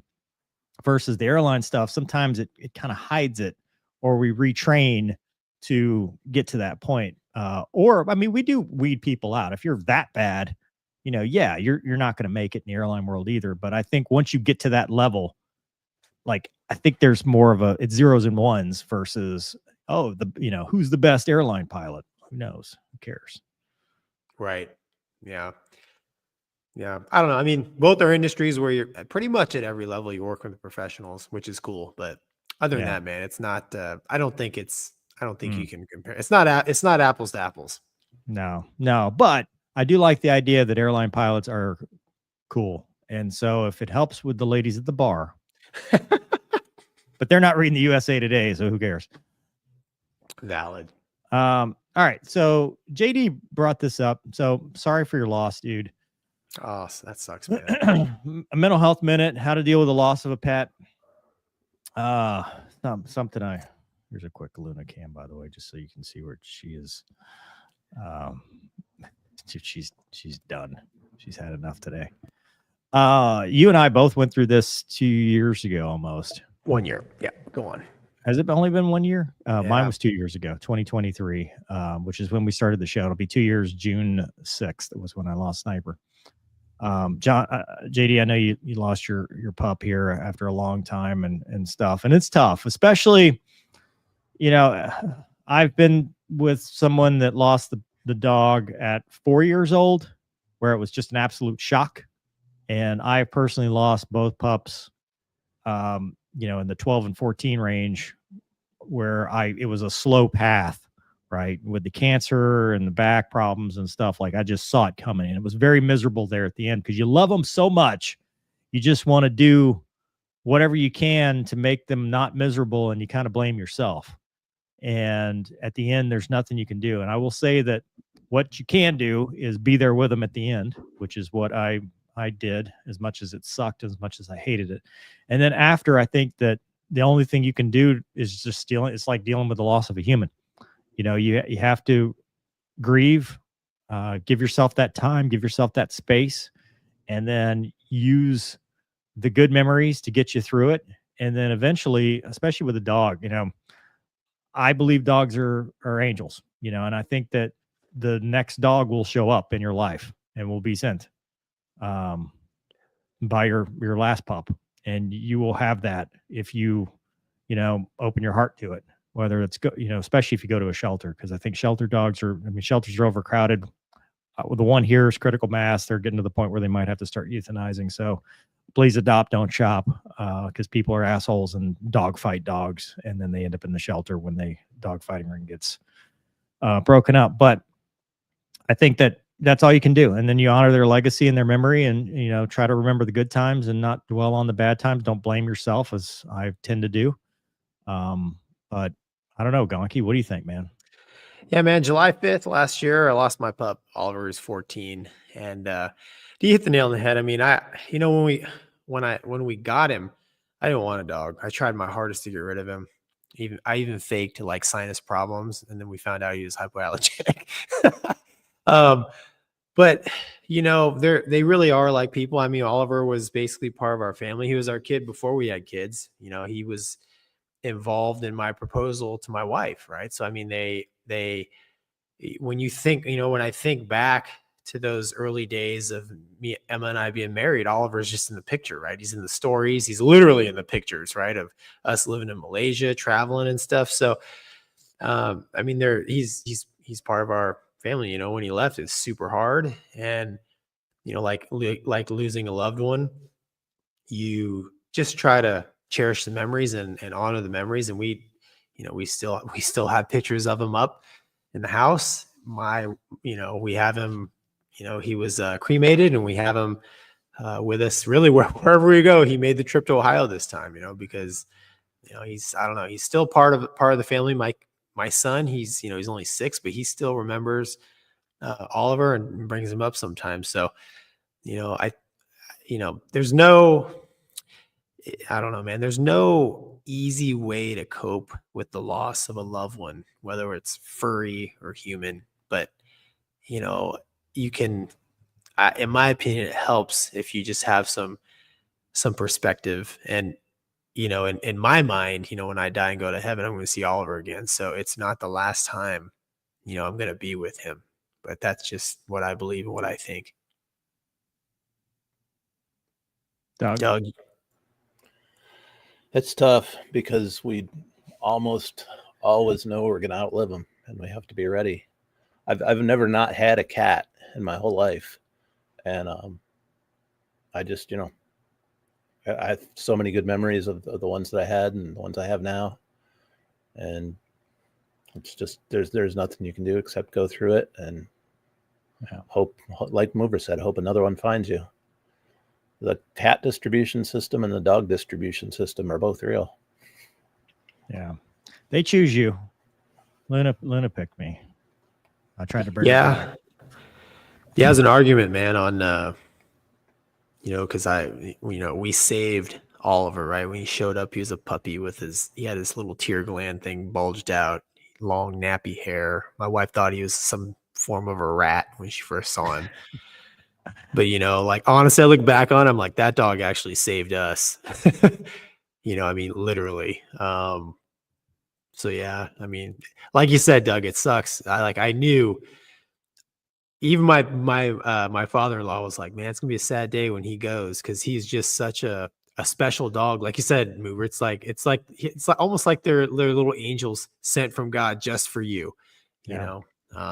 And it still is sad, man. There's still a little puppy void, inside of me that, truth be told, I don't think anything can fill that void. I just have to fill it with the memories, of Oliver. And I'm extremely lucky. I had 14 years, with him. I mean, most of the time in Malaysia, I'd say 60%, 70% of the time I rode my dirt bike in Malaysia, I go out to the track and I was by myself, except Oliver was with me.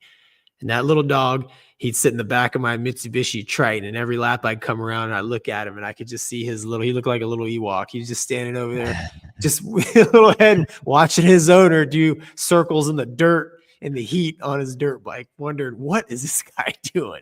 So, but he was my buddy out there, So, I mean, it's just, stuff like that makes me laugh and smile. And that's, that helps.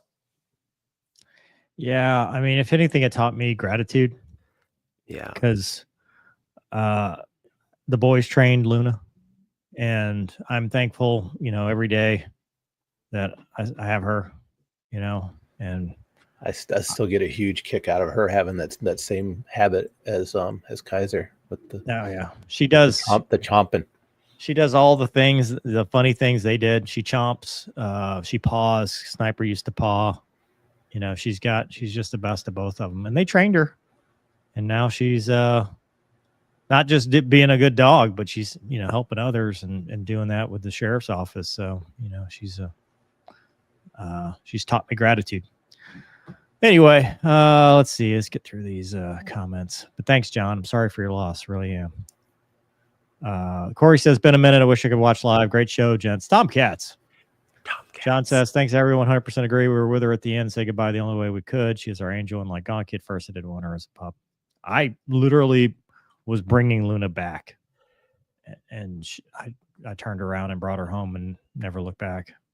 I'm so glad I did. Holy crap. Yeah. Plexi, the best thing you can do to Plexi. desert your dog is to be there with them at the end. Yeah, and that is the hardest. Oh, dude. Yeah, it sucks, man. Brian says, I lost a dog in the last month, and in the last topic, I found a random kitten under a grapefruit tree. Fitting topic for today. Wow. Nice, man. Yeah, that's cool. Manjot Singe says, having lost 3 dogs in my life, I can tell you with conviction only a handful of things beat the unconditional love and joy of coming home to your pet. That's what always trips me out about people that don't like dogs, that are just like, because they don't understand either. So, they'll be like, I can't believe, why do you, like one guy in the asshole comments for the Corvette is like, that is a deal breaker. Do people know you let your dog in the Corvette? I'm like, bro, that dog's cleaner than you. Like, I would rather her be in the car than you. But people are like, I can't believe you. Why you treat that like your kid? Oh, no, I treat it better than my kid. Luna can drive. If she had thumbs, she could take the vet wherever she wants.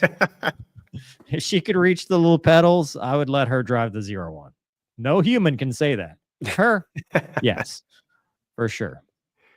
Sienna says, sorry for your loss, John. My 15-year-old goodest boy just started having seizures. Try to prepare myself. I'm so sorry. Wow. Oh, man. Joker 34 says, for our dear lost pets, miss you every day, Hershey. Sorry, Hershey. Well, Gonky, that is. Do we make it? Show number 1 of how many of these we doing? What shows? With you a displaced location. Till mid-June, probably 3 at least. Good grief. That's right. You're missing drill weekend. Yeah, dude, I'm sorry. I'd be so lonely. So I'm going to go sit in your office and cry. You should, dude. Take me a picture. Send me a snapshot of that bad boy. Yeah. I'll count it as an RMP. Just kidding. Just kidding. Right to jail. Right John to says, jail. thanks again. Pick up a treat for Luna and nail his memory for us. Thanks, John. Yeah. Oh my God. I don't even want to talk about it with Luna. I can't. But yeah. Okay. Well, we'll do another show next week. Yeah. Hey, y'all go check out the Dos Gringos. I don't know if we'll be able to get them on the show, but one of the guys that's helping set it up asked me to pitch that. They're going to be like a somewhere. concert. Yeah. They're doing their welcome home, some kind of concert. I don't know what it's called. Hold on. I'll tell you.